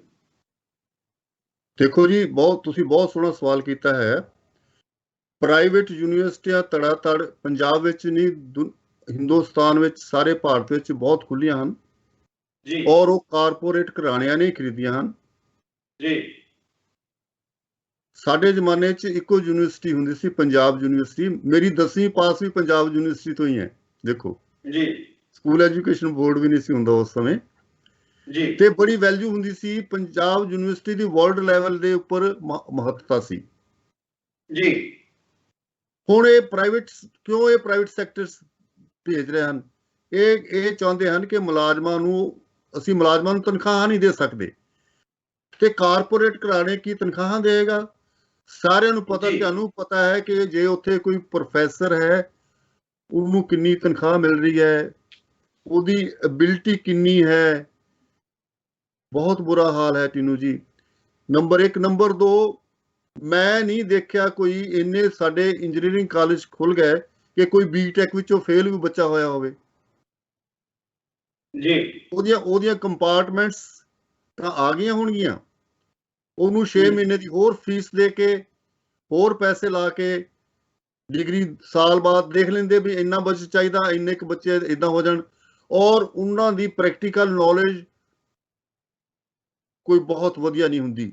ਅੱਜ ਵੀ ਜੇ ਅਸੀਂ ਕੰਪੇਅਰ ਕਰੀਏ, ਥਾਪਰ ਇੰਜੀਨੀਅਰਿੰਗ ਕਾਲਜ ਹੈ, ਅੱਜ ਵੀ ਉਹਦਾ ਨਾਂ ਹੈ ਜੀ ਪੰਜਾਬ ਯੂਨੀਵਰਸਿਟੀ ਹੈ, ਪੰਜਾਬੀ ਯੂਨੀਵਰਸਿਟੀ ਹੈ, ਐਗਰੀਕਲਚਰ ਯੂਨੀਵਰਸਿਟੀ ਹੈ, ਗੁਰੂ ਨਾਨਕ ਦੇਵ ਯੂਨੀਵਰਸਿਟੀ ਹੈ। ਇਹਨਾਂ ਨੇ ਆਪਣੇ ਸਟੈਂਡਰਡ ਮੇਨਟੇਨ ਕੀਤੇ ਹੋਏ ਨੇ ਜੀ। ਕੁਝ ਪ੍ਰਾਈਵੇਟ ਯੂਨੀਵਰਸਿਟੀਆਂ ਬਹੁਤ ਅੱਛੀਆਂ ਰਹੀਆਂ ਨੇ ਇੰਡੀਆ ਲੈਵਲ ਦੇ ਉੱਪਰ, ਲੇਕਿਨ ਆਪਣੇ ਖਿੱਤੇ ਵਿੱਚ ਮੈਨੂੰ ਕੋਈ ਇਹੋ ਜਿਹੀ ਯੂਨੀਵਰਸਿਟੀ ਨਹੀਂ ਲੱਗਦੀ ਕਿ ਜਿੰਨੇ ਕੋਈ ਮਾਰਕਾ ਮਾਰਿਆ ਹੋਵੇ ਜੀ। ਇਸ ਕਰਕੇ ਇਹ ਸਰਕਾਰਾਂ ਨੂੰ ਧਿਆਨ ਦੇਣਾ ਚਾਹੀਦਾ ਹੈ ਕਿ ਇਹਨਾਂ ਉੱਪਰ ਜਾਂ ਤਾਂ ਕੋਈ ਕੰਟਰੋਲਿੰਗ ਬੋਰਡ ਬਣਿਆ ਹੋਵੇ ਜਿਹੜਾ ਇਹਨਾਂ ਦੇ ਸਾਰੇ ਐਗਜ਼ਾਮੀਨੇਸ਼ਨ ਸੈਂਟਰਲਾਈਜ਼ਡ ਕਰੇ। ਹੁਣ ਆਪੇ ਉੱਥੇ ਐਗਜ਼ਾਮ ਲੈ ਲੈਂਦੇ, ਆਪੇ ਪਾਸ ਫੇਲ ਕਰ ਦਿੰਦੇ, ਗੱਲ ਖਤਮ ਹੋਈ ਯੂਨੀਵਰਸਿਟੀ ਲੈਵਲ ਦੇ ਉੱਪਰ। ਸਾਡੇ ਜ਼ਮਾਨੇ 'ਚ ਹੋਰ ਤਰੀਕੇ ਦੇ ਕੰਮ ਸਨ, ਕੋਈ ਹੋਰ ਤਰੀਕੇ ਇਸ ਤਰ੍ਹਾਂ ਦੇ ਨਹੀਂ ਸੀ। ਹੁਣ ਇਹ ਹੈ ਕਿ ਜੇ ਅੱਜ ਵੀ ਇਹ ਯੂਨੀਵਰਸਿਟੀ ਵਾਸਤੇ, ਪ੍ਰਾਈਵੇਟ ਯੂਨੀਵਰਸਿਟੀ ਦਾ ਸਟੇਟ ਲੈਵਲ ਤੇ ਬੋਰਡ ਬਣਾ ਦੇਣ ਔਰ ਉਹ ਐਗਜ਼ਾਮੀਨੇਸ਼ਨ ਔਰ ਇਨਸਪੈਕਸ਼ਨ ਕਰੇ, EMPLOYEES ਦੀ ਇਨਸਪੈਕਸ਼ਨ ਕਰੇ ਜੀ ਕਿ ਇਹਨਾਂ ਨੇ ਸਹੀ EMPLOYEE ਰੱਖੇ ਹੋਏ ਨੇ, ਕੁਆਲੀਫਾਈਡ ਰੱਖੇ ਹੋਏ ਨੇ, ਪ੍ਰੋਪਰ ਪੇ ਸਕੇਲ ਦੇ ਰਹੇ ਨੇ, ਤੇ ਇਹਨਾਂ ਦਾ ਵੀ ਸਟੈਂਡਰਡ ਵਧੀਆ ਹੋ ਸਕਦਾ ਹੈ ਜੀ। CBSE ਜਿਹੜੀ ਹੈ, ਉਹ ਮੈਂ ਵੀ ਕਈ ਵਾਰ ਐਜ਼ ਇਨਸਪੈਕਸ਼ਨ ਪ੍ਰਾਈਵੇਟ ਸਕੂਲਾਂ ਦੀ ਕਰਨ ਗਏ ਆ ਜੀ। ਉਹਨਾਂ ਦੇ ਸਿਸਟਮ ਹੈ ਕਿ ਸਾਲ ਵਿੱਚ ਇੱਕ ਵਾਰ ਉਹਨਾਂ ਦੀ ਬਾਹਰਲੇ ਆਫੀਸਰਸ ਉਹਨਾਂ ਦੇ ਡਿਪਾਰਟਮੈਂਟ ਤੋਂ ਉਹਨਾਂ ਦੀ ਇਨਸਪੈਕਸ਼ਨ ਕਰਨਗੇ, ਤਾਂ ਉੱਥੇ ਅਸੀਂ ਉਹਦਾ ਜਿੱਦਾਂ ਵਾਲ ਨੂੰ ਚੁਣੀਦਾ ਹੈ, ਇਸ ਤਰੀਕੇ ਨਾਲ ਅਸੀਂ ਬਰੀਕੀ ਦੇ ਨਾਲ ਉਹਨਾਂ ਦਾ ਦੇਖਦੇ ਹਾਂ, ਔਰ ਉਹਨਾਂ ਦੀ ਤਿਆਰ ਹੁੰਦੀ ਹੈ, ਔਰ ਕਈਆਂ ਦੀ ਐਫੀਲੀਏਸ਼ਨ ਖਤਮ ਹੋ ਜਾਂਦੀ ਹੈ। ਮੈਨੂੰ ਨਹੀਂ ਲੱਗਦਾ ਕਿ ਅੱਜ ਤੱਕ ਕਿਸੇ ਇੱਕ ਪ੍ਰਾਈਵੇਟ ਯੂਨੀਵਰਸਿਟੀ ਦੀ ਵੀ ਨੂੰ ਡੀਐਫੀਲੀਏਟ ਕੀਤਾ ਗਿਆ ਹੋਵੇ, ਕਿਉਂਕਿ ਉਹਨਾਂ ਨੂੰ ਐਫੀਲੀਏਸ਼ਨ ਦੀ ਲੋੜ ਹੀ ਨਹੀਂ ਕਿਤੇ, ਕੋਈ ਬੋਡੀ ਨਹੀਂ ਹੈ। ਜੀ, ਤੁਸੀਂ ਯੂਨੀਵਰਸਿਟੀ ਦੀ ਗੱਲ ਕੀਤੀ ਆ, ਸੋਨੂ ਸਾਹਿਬ ਸੁਖਜਿੰਦਰ ਸਿੰਘ ਮੋਰੋ ਤੋਂ ਇਹਨਾਂ ਨੇ ਇੱਕ ਲਿਖਿਆ ਹੈ ਕਿ ਅੱਜ ਜਿਹੜਾ ਕਿ ਬੇਸ ਹੀ ਬੱਚਿਆਂ ਦਾ ਖਤਮ ਕੀਤਾ ਜਾ ਰਿਹਾ ਹੈ, ਕਿ ਜਿਹੜੇ 9ਵੀਂ ਤੱਕ ਦੇ ਬੱਚੇ ਨੇ ਹਾਂਜੀ ਉਹਨਾਂ ਨੂੰ ਸਰਕਾਰ ਫੇਲ ਹੀ ਨਹੀਂ ਕਰ ਰਹੀ। ਬੱਚਾ ਸਕੂਲ ਆਉਂਦਾ ਹੈ ਜਾਂ ਨਹੀਂ ਆਉਂਦਾ, ਤੇ ਬੱਚੇ ਦਾ ਬੇਸ ਹੀ ਖਤਮ ਹੋ ਗਿਆ, ਤੇ ਯੂਨੀਵਰਸਿਟੀ ਲੈਵਲ ਤੇ ਜਾ ਕੇ ਬੱਚੇ ਕੀ ਕਰਨਗੇ? ਉਹ ਉਹਨਾਂ ਦੀ ਗੱਲ ਠੀਕ ਹੈ ਜੀ, ਕਿ ਪਹਿਲੇ ਤਾਂ ਇੱਕ 5ਵੀਂ ਕਲਾਸ ਤੱਕ ਵੀ ਐਗਜ਼ਾਮੀਨੇਸ਼ਨ ਹੁੰਦਾ ਸੀ, ਉਸ ਤੋਂ ਬਾਅਦ 8ਵੀਂ ਵਿੱਚ ਬੋਰਡ ਦਾ ਹੁੰਦਾ ਸੀ, ਫਿਰ 10ਵੀਂ ਚ ਹੁੰਦਾ ਸੀ, ਫਿਰ 12ਵੀਂ ਚ ਹੁੰਦਾ ਸੀ ਜੀ। ਤੇ ਕਾਲਜ ਵਿੱਚ 11ਵੀਂ ਕਲਾਸ ਹੁੰਦੀ ਸੀ, ਉਹਨੂੰ ਪ੍ਰੈਪ ਕਹਿੰਦੇ ਸੀ, ਉਹਦਾ ਵੀ ਐਗਜ਼ਾਮ ਹੁੰਦਾ ਸੀ। ਲੇਕਿਨ ਥੋੜੀ ਜਿਹੀ ਜਿਹੜੀ ਜਿੱਥੇ ਸਕੂਲ ਲੈਵਲ ਦਾ ਐਗਜ਼ਾਮੀਨੇਸ਼ਨ ਹੈ ਨਾ ਜੀ 5th ਕਲਾਸ ਤੱਕ, ਪੰਜਾਬ 'ਚ ਸ਼ਾਇਦ ਫਿਰ ਸ਼ੁਰੂ ਕਰ ਦਿੱਤਾ ਗਿਆ ਹੋਇਆ ਹੈ ਜੀ। ਉਹਦੇ ਵਿੱਚ ਇਹ ਸੀ ਕਿ ਟੀਚਰ ਦੀ ਰਿਸਪੌਂਸਿਬਿਲਿਟੀ ਵਧਾਤੀ ਸੀ ਕਿ ਜਿਹੜਾ ਬੱਚਾ ਪੂਰਾ ਸਾਲ ਰਹਿ ਗਿਆ ਉਹ ਇੰਨਾ ਕੁ ਜ਼ਰੂਰ ਪੜ੍ਹ ਗਿਆ ਹੈ ਕਿ ਉਸਨੂੰ ਉਸ ਦਾ ਐਗਜ਼ਾਮ ਲੈਣ ਦੀ ਲੋੜ ਨਹੀਂ ਹੈ। ਲੇਕਿਨ ਉਹ ਗੱਲ ਨਹੀਂ ਹੋਈ ਕਿ ਟੀਚਰ ਜਿਹੜਾ ਸੀ ਉਹਨੇ ਉਹਨਾਂ ਨੂੰ ਇੰਨਾ ਐਫੀਸ਼ੀਐਂਟ ਬਣਾਇਆ ਕਿ ਨਹੀਂ ਬਣਾਇਆ। ਇਹ ਵੀ ਇੱਕ ਕਾਰਨ ਬਣ ਗਿਆ। ਉਹ ਸਹੀ ਬੋਲ ਰਹੇ ਹਨ ਕਿ ਬੱਚਿਆਂ ਉੱਪਰ ਚੈੱਕ ਬਹੁਤ ਜ਼ਰੂਰੀ ਹਨ। ਬੱਚਿਆਂ ਉੱਪਰ ਚੈੱਕ ਜਾਂ ਤਾਂ ਸਾਡੀ ਜਿਹੜੀ ਸੁਸਾਇਟੀ ਵੈਲ ਐਜੂਕੇਟਡ ਹੋਵੇ, ਜਿਸ ਤਰ੍ਹਾਂ ਆਪਣੇ ਇੱਥੇ ਆਸਟ੍ਰੇਲੀਆ ਵਿੱਚ ਹੈ, ਇੱਥੇ ਵੀ ਈਵਨ ਕਲਾਸ 12 ਦਾ ਐਗਜ਼ਾਮੀਨੇਸ਼ਨ ਇੰਟਰਨਲ ਹੈ, 10th ਦਾ ਇੰਟਰਨਲ ਹੈ, ਲੇਕਿਨ ਇੱਥੇ ਕਿਸੇ ਦੇ ਨਾਲ ਉਹ ਨਹੀਂ, ਅਨਜਸਟੀਫਿਕੇਸ਼ਨ ਹੈ ਹੀ ਨਹੀਂ ਬਿਲਕੁਲ ਉੱਥੇ, ਕਿਉਂਕਿ ਇਲੀਟਰੇਸੀ ਹਾਲੀ ਵੀ ਜ਼ਿਆਦਾ ਹੈ। ਤਾਂ ਇਸ ਕਰਕੇ ਮੇਰੇ ਖਿਆਲ 'ਚ ਇਹਨਾਂ ਨੂੰ 10ਵੀਂ ਤੋਂ ਥੱਲੇ ਵੀ ਇੱਕ ਐਗਜ਼ਾਮ ਰੱਖ ਲੈਣ 8th ਕਲਾਸ ਵਿੱਚ, ਤਾਂ ਜੀ ਉਹਦਾ ਨੁਕਸਾਨ ਨਹੀਂ, ਫਾਇਦਾ ਹੀ ਹੈ। 8ਵੀਂ ਤੋਂ ਥੱਲੇ ਵੀ ਇੱਕ ਐਗਜ਼ਾਮ ਨਹੀਂ, 8ਵੀਂ ਤੱਕ ਰੱਖ ਲੈਣ। 5ਵੀਂ ਤੱਕ ਦੇਖੋ, 5ਵੀਂ ਤੱਕ ਬੱਚੇ ਨੂੰ ਪਾਸ ਫੇਲ ਦੇ ਵਿੱਚ ਉਹਦੇ ਡਿਪਰੈਸ਼ਨ ਚ ਆ ਜਾਏਗਾ, ਜਾਂ ਉਹਨੂੰ ਲੋਕੀ ਕਹਿਣਗੇ ਤੂੰ ਫੇਲ ਹੋ ਗਿਆ, ਤੂੰ ਇਹ ਪੜ੍ਹ ਨਹੀਂ ਸਕਦਾ। ਅਸੀਂ ਉਹ ਭਾਵਨਾ ਨੂੰ ਹਟਾਉਣ ਵਾਸਤੇ ਸ਼ਾਇਦ ਇਹ ਕੀਤਾ ਸੀ। ਲੇਕਿਨ 8th ਕਲਾਸ ਵਿੱਚ ਤਾਂ ਬੱਚਾ ਵੀ ਸਿਆਣਾ ਹੋ ਜਾਂਦਾ ਹੈ ਕਿ ਮੈਂ ਪੜ੍ਹਨਾ ਹੈ, ਨਹੀਂ ਤਾਂ ਮੈਂ ਫੇਲ ਹੋ ਜਾਵਾਂਗਾ। ਜਾਂ ਸਿਸਟਮ ਐਗਜ਼ਾਮੀਨੇਸ਼ਨ ਦਾ ਇੰਟਰਨਲ ਅਸੈਸਮੈਂਟ ਵੀ ਰੱਖ ਲੈਣ ਤੇ ਐਕਸਟਰਨਲ ਅਸੈਸਮੈਂਟ ਰੱਖ ਲੈਣ। ਕੁਛ ਇੰਟਰਨਲ ਅਸੈਸਮੈਂਟ ਜਦੋਂ ਹੋਏਗੀ ਤਾਂ ਬੱਚਾ ਡੇਲੀ ਪੜ੍ਹਾਈ ਕਰੇਗਾ ਔਰ ਉਹਨੂੰ ਕਿਹਾ ਜਾਵੇ ਕਿ ਤੇਰੀ ਜਿਹੜੀ ਇੰਟਰਨਲ ਅਸੈਸਮੈਂਟ ਹੈ ਇਹਦੇ ਮਾਰਕਸ ਵੀ ਤੇਰੇ ਫਾਈਨਲ ਐਗਜ਼ਾਮੀਨੇਸ਼ਨ ਜੁੜਨਗੇ। ਅਸੀਂ ਇਹਦਾ ਨਾਂ ਦਿੱਤਾ ਸੀ ਜੀ ਕੰਟੀਨਿਊਸ ਕੰਪਰੀਹੈਂਸਿਵ ਐਵੈਲੂਏਸ਼ਨ। ਤਾਂ ਬੱਚਾ ਜਿਹੜਾ ਸੀ ਉਹ ਕਦੀ ਵੀ ਲਥਾਰਜਿਕ ਨਹੀਂ ਸੀ ਹੁੰਦਾ, ਵਿਹਲਾ ਨਹੀਂ ਸੀ ਬਹਿੰਦਾ। ਉਹਨੂੰ ਪਤਾ ਸੀ ਮੇਰਾ 1.5 ਮਹੀਨੇ ਬਾਅਦ ਜਾਂ 2 ਮਹੀਨੇ ਬਾਅਦ ਐਗਜ਼ਾਮ ਹੋਣਾ, ਸਾਲ 'ਚ 6 ਐਗਜ਼ਾਮ ਹੋਣੇ ਆ ਔਰ ਉਹਨਾਂ ਦੇ ਮਾਰਕਸ ਜੁੜਨੇ ਆ। ਟੀਚਰ ਦੇ ਸਾਹਮਣੇ ਵੀ ਆਉਂਦਾ ਸੀ, ਪ੍ਰਿੰਸੀਪਲ ਵੀ ਮੀਟਿੰਗ ਕਰਦਾ ਸੀ ਟੀਚਰ ਦੀ ਬੁਲਾ ਕੇ ਵੀ ਤੁਹਾਡੇ ਬੱਚਾ ਕਿਉਂ ਫੇਲ ਆ, ਇਹਦੇ ਮੈਨੂੰ ਰੀਜ਼ਨ ਦੱਸੋ। ਤੇ ਇਸ ਤਰੀਕੇ ਨਾਲ ਸਟੱਡੀ ਦਾ ਸਿਸਟਮ ਵੀ ਚੰਗਾ ਕਰਨ ਨਾਲ ਬਹੁਤ ਕੁਝ ਚੰਗਾ ਹੋ ਸਕਦਾ ਹੈ। ਸਰ, ਆਪਾਂ ਐਜੂਕੇਸ਼ਨ ਦੀ ਗੱਲ ਕੀਤੀ, ਆਪਾਂ ਕਿਸਾਨੀ ਦੀ ਗੱਲ ਕੀਤੀ, ਆਪਾਂ ਜਿਹੜੇ ਕਿ ਰਾਜਨੀਤਿਕ ਤੌਰ ਤੇ ਜੋ ਇਹਦੇ ਵਿੱਚ ਚੱਲ ਰਿਹਾ ਉਹਦੀ ਗੱਲ ਕੀਤੀ। ਹੁਣ ਇੱਕ ਅਹਿਮ ਮੈਂ ਮੁੱਦਾ ਵਿੱਚ ਲੈਣਾ ਚਾਹਾਂਗਾ, ਦਰਸ਼ਕਾਂ ਦਾ ਸਾਡੇ ਵਿੱਚ ਆਇਆ ਹੈ ਹਾਂਜੀ, ਕਿ ਜਿਹੜੇ ਕਿਸਾਨੀ ਦੀਆਂ ਅੱਜ ਦੀ ਡੇਟ ਦੇ ਵਿੱਚ ਸਮੱਸਿਆਵਾਂ ਕੀ ਨੇ। ਉਹ ਕਹਿੰਦੇ ਕਿ ਰਵਾਇਤੀ ਖੇਤੀ ਵੀ ਇੱਕ ਸਮੱਸਿਆ ਕਿਸਾਨੀ ਦੇ ਨਿਘਾਰ ਵੱਲ ਨੂੰ ਜਾਣ ਲਈ। ਦੇਖੋ ਜੀ, ਰਵਾਇਤੀ ਖੇਤੀ ਜਿਹੜੀ ਹੈ ਉਹ ਡੈਫੀਨਿਟਲੀ ਕਿਸਾਨ ਪੱਖੀ ਨਹੀਂ ਹੈ, ਲੇਕਿਨ ਇਹਦੇ ਵਿੱਚ ਕਿਸਾਨ ਦਾ ਕਸੂਰ ਨਹੀਂ ਹੈ। ਕਿਸਾਨ ਨੂੰ ਕੀ ਐਜੂਕੇਟ ਕੀਤਾ ਗਿਆ, ਕੀ ਉਹਨਾਂ ਦੇ ਕੈਂਪ ਲਗਾਏ ਗਏ, ਕੀ ਉਹਨਾਂ ਨੂੰ ਰਿਸਰਚ ਜਿਹੜੀ ਹੋਈ ਹੈ ਉਹਨਾਂ ਨੂੰ ਪਿੰਡ ਤੱਕ ਪਹੁੰਚਾਇਆ ਗਿਆ, ਉਹਨਾਂ ਦੀਆਂ ਜਿਹੜੀਆਂ ਨਵੀਆਂ ਫਸਲਾਂ ਹਨ ਉਹਨਾਂ ਨੂੰ ਖਰੀਦਣ ਵਾਸਤੇ ਗਰੰਟੀ ਦਿੱਤੀ ਗਈ। ਅੱਜ ਜੇ ਪੰਜਾਬ ਵਿੱਚ ਮੈਂ ਆਪਣਾ ਦਾਲ, ਆਪਣੇ ਪਿੰਡ 'ਚ ਅਸੀਂ 50 ਏਕੜ ਮੰਨ ਲਓ ਦਾਲਾਂ ਦੇ ਖੇਤਾਂ 'ਚ ਦਾਲਾਂ ਬੀਜਦੇ ਹਾਂ ਜੀ, ਉਹਨਾਂ ਦੀ ਮੰਡੀ ਨਹੀਂ ਹੈ ਪੰਜਾਬ 'ਚ ਕੋਈ, ਕਿੱਥੇ ਵੇਚਣ ਜਾਣਗੇ ਜੀ ਉਹ। ਜ਼ਿਮੀਂਦਾਰ ਇਹ ਚਾਹੁੰਦਾ ਕਿ ਮੈਨੂੰ ਯਾਰ ਮੇਰਾ ਸਾਰੇ ਸਾਲ ਦਾ ਖਰਚਾ, ਮੈਂ ਝੋਨਾ ਲਾਵਾਂ, ਮੈਨੂੰ ਕੈਸ਼ ਆਵੇ, ਮੈਂ ਉਹਦਾ ਕਰਜ਼ਾ ਲਾਵਾਂ ਤੇ ਅਗਲਾ ਕਰਜ਼ਾ ਚੜਾਵਾਂ। ਸਰਕਾਰ ਕਿਤੇ ਵੀ ਮਦਦ ਨਹੀਂ ਕਰ ਰਹੀ, ਸਰਕਾਰ ਕਿਤੇ ਵੀ ਨਹੀਂ ਮਦਦ ਕਰ ਰਹੀ। MSP ਦਾ ਆਪਣੇ ਚਲੋ ਥੋੜਾ ਬਹੁਤਾ ਇੱਕ ਦੋ ਫਸਲਾਂ ਦੇ ਵਿੱਚ ਘੱਟ ਵੱਧ ਹੁੰਦਾ ਰਹਿੰਦਾ, ਬਾਕੀ ਸਟੇਟਸ ਵਿੱਚ ਤਾਂ ਬਹੁਤ ਬੁਰਾ ਹਾਲ ਹੈ ਜੀ। ਬਿਹਾਰ ਵਿੱਚ ਪਤਾ ਹੀ ਨਹੀਂ ਕਿਸੇ ਨੂੰ ਕੀ ਹੈ, ਉਹ ਲੋਕੀ ਵਿਚਾਰੇ ਜਿਹੜਾ ਮਰਜ਼ੀ ਆਣ ਕੇ ਮੋਟਾ ਬੰਦਾ ਆਣ ਕੇ ਉਹਨਾਂ ਤੋਂ ਉੱਥੇ ਖੇਤਾਂ 'ਚ ਖਰੀਦ ਜਾਂਦਾ ਹੈ। ਤੇ ਇਹ ਜਿਹੜੀ ਡਾਇਵਰਸੀਫਿਕੇਸ਼ਨ ਦੀ ਗੱਲ ਹੈਗੀ ਆ, ਇਹ ਕਿਸਾਨਾਂ ਦੇ ਹੱਕ ਦੀ ਹੈ, ਔਰ ਜਿਹੜੀ ਰਵਾਇਤੀ ਖੇਤੀ ਹੈ ਡੈਫੀਨੇਟਲੀ ਇਹ ਕਿਸਾਨਾਂ ਦੇ ਹੱਕ ਵਿੱਚ ਨਹੀਂ ਹੈ। ਇਸ ਨੂੰ ਬਦਲਣ ਦੀ ਜ਼ਿੰਮੇਵਾਰੀ ਕਿਸਾਨ ਦੀ ਨਹੀਂ ਹੈ ਜੀ, ਇਹ ਸਰਕਾਰ ਦੀ ਹੈ। ਇਹਦਾ ਸੋਲੂਸ਼ਨ ਕੀ ਹੈ, ਤੁਸੀਂ ਕੀ ਸੋਚਦੇ ਹੋ?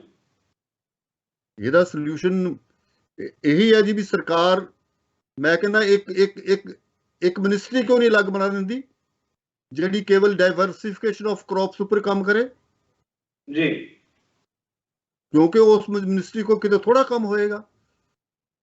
ਯੂਨੀਵਰਸਿਟੀ ਦੇ ਸੈਂਟਰ ਵਧਾਏ ਜਾਣ ਬਲਾਕ ਲੈਵਲ ਤੇ, ਜਿਹੜੇ ਆਫੀਸਰਸ ਹਨ ਉਹ ਪਿੰਡ ਵਿੱਚ ਜਾ ਕੇ ਉਹਦਾ ਪ੍ਰਚਾਰ ਕਰਨ, ਉਹਨਾਂ ਨੂੰ ਖਰੀਦਣ ਦੀ ਜਿਹੜੀ ਇੱਕ ਹੈ ਜੀ ਉਹਦੀ ਮਾਰਕੀਟਿੰਗ ਦੀ ਬਹੁਤ। ਮੈਂ ਚੀਜ਼ ਬੀਜ ਲਵਾਂਗਾ ਜੇ ਤੁਸੀਂ ਮੈਨੂੰ ਮਾਰਕੀਟ ਨਹੀਂ ਮਿਲਦੀ, ਤੇ ਉਹ ਤਾਂ ਕਿਸਾਨ ਦੀ ਘਰ ਵਾਲੀ ਨੇ ਵੀ ਗਾਲਾਂ ਕੱਢਣ ਲੱਗ ਪਣੀਆਂ ਵੀ ਤੂੰ ਆ ਕੀ ਪੰਗਾ ਲੈ ਲਿਆ। ਅੱਗੇ ਤੇ 4 ਪੈਸੇ ਆ ਜਾਂਦੇ ਸੀ ਤੇ ਹੁਣ ਤਾਂ ਇੱਥੇ ਰੁਲਦੀ ਫਿਰਦੀ ਹੈ, ਆਪਾਂ ਵੰਡ ਹੀ ਦਈਏ ਲੋਕਾਂ ਨੂੰ। ਇੱਥੇ ਕਿਸਾਨ ਕੁਝ ਐਵੋਕਾਡੋ ਵੇਚਦਾ ਹੈ, ਕੁਝ ਲੀਚੀ, ਕੁਝ ਸਟ੍ਰਾਬੇਰੀ, ਬਲੂਬੇਰੀ, ਹਰ ਤਰ੍ਹਾਂ ਦੀ ਇੱਥੇ ਖੇਤੀ ਕੀਤੀ ਜਾਂਦੀ ਹੈ ਆਸਟ੍ਰੇਲੀਆ ਦੇ ਵਿੱਚ। ਇੱਥੇ ਮੈਂ ਵੀ ਵਿਜ਼ਿਟ ਕੀਤਾ ਹੈਗਾ ਵਲਗੁਲਗਾ ਵੀ ਜਾਂ ਹੋਰ ਲੇਕਾਂ 'ਚ, ਰੂਰਲ ਏਰੀਆ 'ਚ। ਇੱਥੇ ਬੜੇ ਨਾ ਸਿਸਟੇਮੈਟਿਕ ਲੋਕਾਂ ਕੋਲ ਸਾਰੀ ਇਨਫੋਰਮੇਸ਼ਨ ਹੁੰਦੀ ਕਿ ਸਾਡੀ ਡਿਮਾਂਡ ਸਪਲਾਈ ਕਿੰਨੀ ਹੈ। ਤੁਹਾਨੂੰ ਸ਼ਾਇਦ ਨਹੀਂ ਪਤਾ ਕਿ ਵਲਗੁਲਗਾ ਵਿੱਚ ਜਿਹੜੀ ਬਲੂਬੇਰੀ ਬੀਜੀ ਜਾਂਦੀ ਆ, ਉਸ ਦੇ ਬੀਜ ਈਵਨ ਉਹਦਾ ਜਿਹੜਾ ਬੂਟਾ ਹੈਗਾ ਉਹ ਵੀ ਸਪਲਾਇਰ ਦਿੰਦਾ ਹੈ ਜਿੰਨੇ ਕੱਲ ਨੂੰ ਖਰੀਦਣਾ ਹੈ, ਔਰ 7-7 8-8 10 ਸਾਲ ਦਾ ਕੰਟਰੈਕਟ ਸਾਈਨ ਹੋ ਜਾਂਦਾ ਹੈ। ਜੇ ਇੱਥੇ ਕੰਟਰੈਕਟ ਨੂੰ ਤੁਸੀਂ ਕਹਿੰਦੇ ਹੋ ਵੀ ਵਧੀਆ ਹੈ, ਨਹੀਂ, ਉਹ ਜਿਹੜਾ ਕੰਟਰੈਕਟ ਹੁੰਦਾ ਨਾ ਜੀ, ਉਹ ਕੰਟਰੈਕਟ ਜਿਹੜਾ ਹੈ ਇੱਕ ਇੰਡੀਵਿਜੂਅਲ ਕਰ ਰਿਹਾ ਹੈ, ਕੋਈ ਅੱਛੀ ਕੰਪਨੀ ਕਰ ਰਹੀ ਹੈ ਖਰੀਦਣ ਵਾਸਤੇ, ਉਹ ਹੈ ਤਾਂ ਠੀਕ ਹੈ ਕਿ ਉਹਨੇ ਉਸ ਇਹੀ ਤਾਂ ਫਿਰ ਭਾਰਤ ਸਰਕਾਰ ਲੈ ਕੇ ਆ ਰਹੀ ਹੈ ਕਿ ਕੰਟਰੈਕਟ ਫਾਰਮਿੰਗ, ਉਹ ਵੀ ਤੇ ਇਹਦੀ ਗੱਲ ਕਰਦੀ ਹੈ, ਫਿਰ ਰੌਲਾ ਕਿੱਥੇ?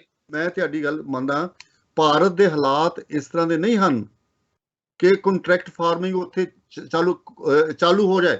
ਕੰਟਰੈਕਟ ਫਾਰਮ ਦਾ ਮਤਲਬ ਇਹੀ ਹੈ ਕਿ ਲੋਕ ਇਕੱਠੇ ਹੋ ਕੇ ਖੇਤੀਬਾੜੀ ਕਰ ਲੈਣ, ਠੀਕ ਹੈ ਨਾ ਜੀ। ਜਦੋਂ ਉਹ ਕਾਰਪੋਰੇਟ ਦੇ ਘਰਾਣੇ ਵਿੱਚ ਜਾਏਗੀ ਨਾ ਜੀ, ਤੁਸੀਂ ਕਿਸਾਨਾਂ ਦੀ ਕਿਉਂ ਨਹੀਂ ਸੁਸਾਇਟੀ ਚ ਬਣਾ ਦਿੰਦੇ?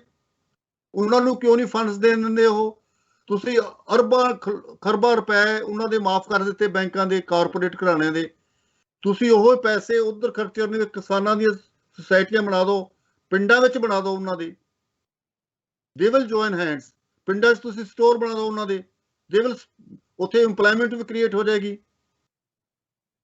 ਉਹ ਪੈਦਾ ਵੀ ਕਰਨ ਲੱਗ ਪੈਣਗੇ ਚੀਜ਼ਾਂ, ਖੁਸ਼ਹਾਲ ਵੀ ਹੋ ਜਾਣਗੇ। ਉਹਨਾਂ ਨੂੰ ਫੈਸਿਲਿਟੀਆਂ ਦਿਓ, ਚੰਗੀਆਂ ਸੜਕਾਂ ਦਿਓ, ਚੰਗੇ ਸੰਦ ਦੇਵੋ, ਉਹਨਾਂ ਜਾ ਕੇ ਪੁੱਛੋ ਤੁਹਾਨੂੰ ਹੋਰ ਕਿਸ ਚੀਜ਼ ਦੀ ਲੋੜ ਹੈ ਜੀ।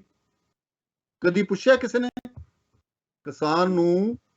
ਕਦੀ ਕਿਸੇ ਨੇ ਪੁੱਛਿਆ ਵੀ ਭਾਜੀ ਤੁਹਾਨੂੰ ਕਿਸ ਚੀਜ਼ ਦੀ ਲੋੜ ਹੈ, ਸਾਨੂੰ ਦੱਸੋ, ਅਸੀਂ ਤੁਹਾਨੂੰ ਦਈਏ। ਤੁਸੀਂ ਅੰਨਦਾਤਾ ਹੋ, ਅੰਨਦਾਤਾ ਨਾਂ ਦਾ ਰੱਖ ਕੇ ਕੇਵਲ ਨਾਮ ਦਾ ਨਹੀਂ ਚੱਲੂਗੀ ਗੱਲ ਇਹ। ਜੀ ਸਰ ਜੀ, ਸਾਡੇ ਕੋਲ ਸਮਾਂ ਬਹੁਤ ਥੋੜਾ ਰਹਿ ਗਿਆ, ਤੁਹਾਡੇ ਜਵਾਬ ਬੜੇ ਢੁਕਵੇਂ ਸੀ। ਜਾਂਦੇ ਜਾਂਦੇ ਕੋਈ ਸਾਡੇ ਕਿਸਾਨ ਭਰਾਵਾਂ ਨੂੰ ਸੁਨੇਹਾ ਜਾਂ ਸਾਡੇ ਦਰਸ਼ਕਾਂ ਨੂੰ ਤੁਸੀਂ ਕੀ ਕਹਿਣਾ ਚਾਹੋਗੇ ਟੀਵੀ ਏਸ਼ੀਆ ਦੇ ਮਾਧਿਅਮ ਤੋਂ, ਕਿ ਉਹ ਕਿਸ ਤਰ੍ਹਾਂ ਨਾਲ ਇਹਨੂੰ ਜਿਹੜਾ ਹੈ ਖੇਤੀ ਨੂੰ ਵਧੀਆ ਢੰਗ ਨਾਲ ਲੱਗੇ ਜਾ ਸਕਦੇ ਆ, ਜਾਂ ਇਹਦੇ ਜਿਹੜੇ ਅੱਜ ਚਰਚਾ ਕੀਤੀ ਉਹਦੇ ਵਿੱਚ ਤੁਸੀਂ ਕੁਝ ਐਡ ਕਰਨਾ ਚਾਹੋ? ਦੇਖੋ ਜੀ, ਕਿਸਾਨ ਦਿਨ ਪ੍ਰਤੀ ਦਿਨ ਬਹੁਤ ਸਿਆਣਾ ਹੁੰਦਾ ਜਾ ਰਿਹਾ ਹੈ। ਕਿਸਾਨਾਂ ਦੇ ਬੱਚੇ ਹੁਣ ਅੱਛੀਆਂ ਡਿਗਰੀਆਂ ਵੀ ਲੈ ਚੁੱਕੇ ਹਨ। ਜਿਸ ਘਰ ਵਿੱਚ ਐਜੂਕੇਸ਼ਨ ਚੰਗੀ ਆ ਗਈ ਹੈ, ਉਹਨਾਂ ਨੇ ਆਪਣੀ ਕਿਸਾਨੀ ਨੂੰ ਸੁਧਾਰਿਆ ਵੀ ਹੈ। ਬਾਕੀ ਜਿਹੜੇ ਲੋਕ ਰਹਿ ਗਏ ਹਨ, ਉਹਨਾਂ ਵਾਸਤੇ ਸਰਕਾਰ ਨੂੰ ਅੱਗੇ ਆਣ ਕੇ ਉਦਮ ਕਰਕੇ ਉਹਨਾਂ ਦੇ ਬੱਚਿਆਂ ਨੂੰ ਐਗਰੀਕਲਚਰ ਯੂਨੀਵਰਸਿਟੀ 'ਚ ਫ੍ਰੀ ਐਜੂਕੇਸ਼ਨ ਦਿਵਾਉਣੀ ਚਾਹੀਦੀ ਹੈ। ਔਰ ਜਿੱਥੋਂ ਤੱਕ ਸੰਘਰਸ਼ ਦੀ ਗੱਲ ਹੈ, ਇਸ ਮੁੱਦੇ ਨੂੰ ਜਲਦੀ ਤੋਂ ਜਲਦੀ ਇਹਦਾ ਹੱਲ ਕੱਢਣਾ ਚਾਹੀਦਾ ਹੈ। ਤੁਸੀਂ ਕਿਸਾਨਾਂ ਨੂੰ ਸਮਝਾ ਦਿਓ ਔਰ ਉਹ ਸਮਝ ਜਾਣ ਤੋਂ ਵਾਪਸ ਆ ਜਾਣਗੇ। ਲੇਕਿਨ ਜਦੋਂ ਤੁਸੀਂ ਉਹਨਾਂ ਨੂੰ ਸਮਝਾ ਹੀ ਨਹੀਂ ਸਕੇ, ਤੁਹਾਡੇ ਇਕਨੋਮਿਸਟ ਨੇ ਬੈਠ ਕੇ ਕਾਨੂੰਨ ਬਣਾਤੇ, ਜੇ ਉਸ ਤੋਂ ਪਹਿਲਾਂ ਹੀ ਇਹ ਸਾਰੇ ਬੈਠ ਕੇ ਸਲਾਹ ਕਰਦੇ ਤੇ ਸ਼ਾਇਦ ਇਹ ਮੰਨ ਜਾਂਦੇ, ਥੋੜ੍ਹੀਆਂ ਬਹੁਤੀਆਂ ਮੁੱਦਾਂ ਜਿਹੜੀਆਂ ਸੀਗੀਆਂ ਉਹ ਸਹੀ ਹੋ ਜਾਂਦੀਆਂ ਤੇ ਕਿਸਾਨ ਆਪਣੀ ਉਹਨੂੰ ਆਪਣੀ ਜਿਹੜੀ ਹੈ ਨਾ ਆਪਣੀ ਸੈਲਫ ਅਸਟੀਮ ਜਿਹਨੂੰ ਕਹਿੰਦੇ ਆ ਅੰਗਰੇਜ਼ੀ ਵਿੱਚ, ਉਹਦੀ ਉਹ ਬਹੁਤ ਜ਼ਿਆਦਾ ਹੈ ਜੀ। ਉਹ ਕਹਿੰਦੇ ਹੁੰਦੇ ਜੱਟ ਗੰਨਾ ਤਾਂ ਨਾ ਦੇਵੇ ਭੇਲੀ ਦੇ ਦੇ, ਉਹ ਗੁੜ ਦੀ ਭੇਲੀ ਦੇ ਦਿੰਦਾ ਹੈ। ਉਹਦੀ ਸੈਲਫ ਅਸਟੀਮ ਦੇਖੋ, ਉਹਦੀ ਤੁਸੀਂ ਇੱਜ਼ਤ ਕਰਕੇ ਤਾਂ ਦੇਖੋ ਯਾਰ, ਕਿਹੜੀ ਦਿੱਕਤ ਹੈ? ਕੋਈ ਵੱਡੀ ਪ੍ਰੋਬਲਮ ਨਹੀਂ ਹੈਗੀ। ਇਹ ਸਰਕਾਰ ਮਾੜਾ ਜਿਹਾ ਮੂਹਰੇ ਆਣ ਕਰੇ ਯਾਰ ਗੱਲ ਕਿਹੜੀ ਦੱਸੋ ਕੀ ਕਰਨਾ ਚਾਹੁੰਦੇ ਤੁਸੀਂ। ਜੇ ਇਦਾਂ ਫਰੈਂਡਲੀ ਲੈਵਲ ਤੇ ਗੱਲ ਹੋਵੇ ਤੇ ਇਹ ਕੋਈ ਮਸਲਾ ਥੋੜੀ ਹੈ, ਇਹ ਤਾਂ ਮਸਲਾ ਬਣਾਇਆ ਗਿਆ ਹੋਇਆ, ਹੋਰ ਕੀ ਹੈ। ਸਰਕਾਰ ਚਾਹਵੇ ਤਾਂ ਇਹ ਮਸਲਾ ਤੁਸੀਂ ਸਮਝਦੇ ਹੀ ਹੋ, ਕੋਈ ਬਹੁਤਾ ਲੰਮਾ ਨਹੀਂ ਹੈ। ਜੀ ਬਹੁਤ ਬਹੁਤ ਸ਼ੁਕਰੀਆ ਜੀ, ਧੰਨਵਾਦ ਸਾਡੇ ਟੀਵੀ ਤੇ ਆਉਣ ਦਾ ਜੀ। ਥੈਂਕ ਯੂ ਵੈਰੀ ਮਚ ਜੀ, ਧੰਨਵਾਦ ਬਹੁਤ ਬਹੁਤ। ਇਹ ਸਨ ਸਰਦਾਰ ਹਰਚਰਨ ਸਿੰਘ ਜੀ, ਜੋ ਕਿ ਅਸਿਸਟੈਂਟ ਕਮਿਸ਼ਨਰ ਰਹਿ ਚੁੱਕੇ ਨੇ ਤੇ ਅੱਜ ਟੀਵੀ ਏਸ਼ੀਆ ਤੇ ਆਏ ਤੇ ਸਾਡੇ ਮਹਿਮਾਨ ਸੀ ਤੇ ਇਹਨਾਂ ਨੇ ਬਹੁਤ ਹੀ ਵਧੀਆ ਢੰਗ ਦੇ ਨਾਲ ਤਬਸਰੇ ਕੀਤੇ, ਗੱਲਬਾਤ ਰੱਖੀ, ਆਪਣੀ ਵਿਚਾਰ ਰੱਖੇ ਤਾਂ ਕਿ ਦਰਸ਼ਕਾਂ ਨੂੰ ਇੱਕ ਸੇਧ ਦੇ ਸਕੀਏ। ਸਾਡਾ ਪ੍ਰੋਗਰਾਮ ਕਰਨ ਦਾ ਮਕਸਦ ਇਹ ਹੁੰਦਾ ਹੈ ਕਿ ਆਪਾਂ ਵੱਖਰੇ ਵੱਖਰੇ ਮੁੱਦਿਆਂ ਤੇ ਗੱਲ ਕਰ ਸਕੀਏ ਤੇ ਜਿਹੜੇ ਹਰ ਇੱਕ ਪਹਿਲੂ ਨੂੰ ਵੱਖਰੇ ਵੱਖਰੇ ਐਂਗਲ ਤੋਂ ਆਪਾਂ ਦੇਖ ਸਕੀਏ। ਉਹਦੇ ਬਾਰੇ ਚ ਆਪਾਂ ਗੱਲ ਕਰਨ ਦੇ ਲਈ ਇਹ ਚਰਚਾ ਛੇੜਦੇ ਹਾਂ ਹਰ ਬੁੱਧਵਾਰ, ਤੇ ਅਗਲੇ ਬੁੱਧਵਾਰ ਫਿਰ ਮਿਲਾਂਗੇ।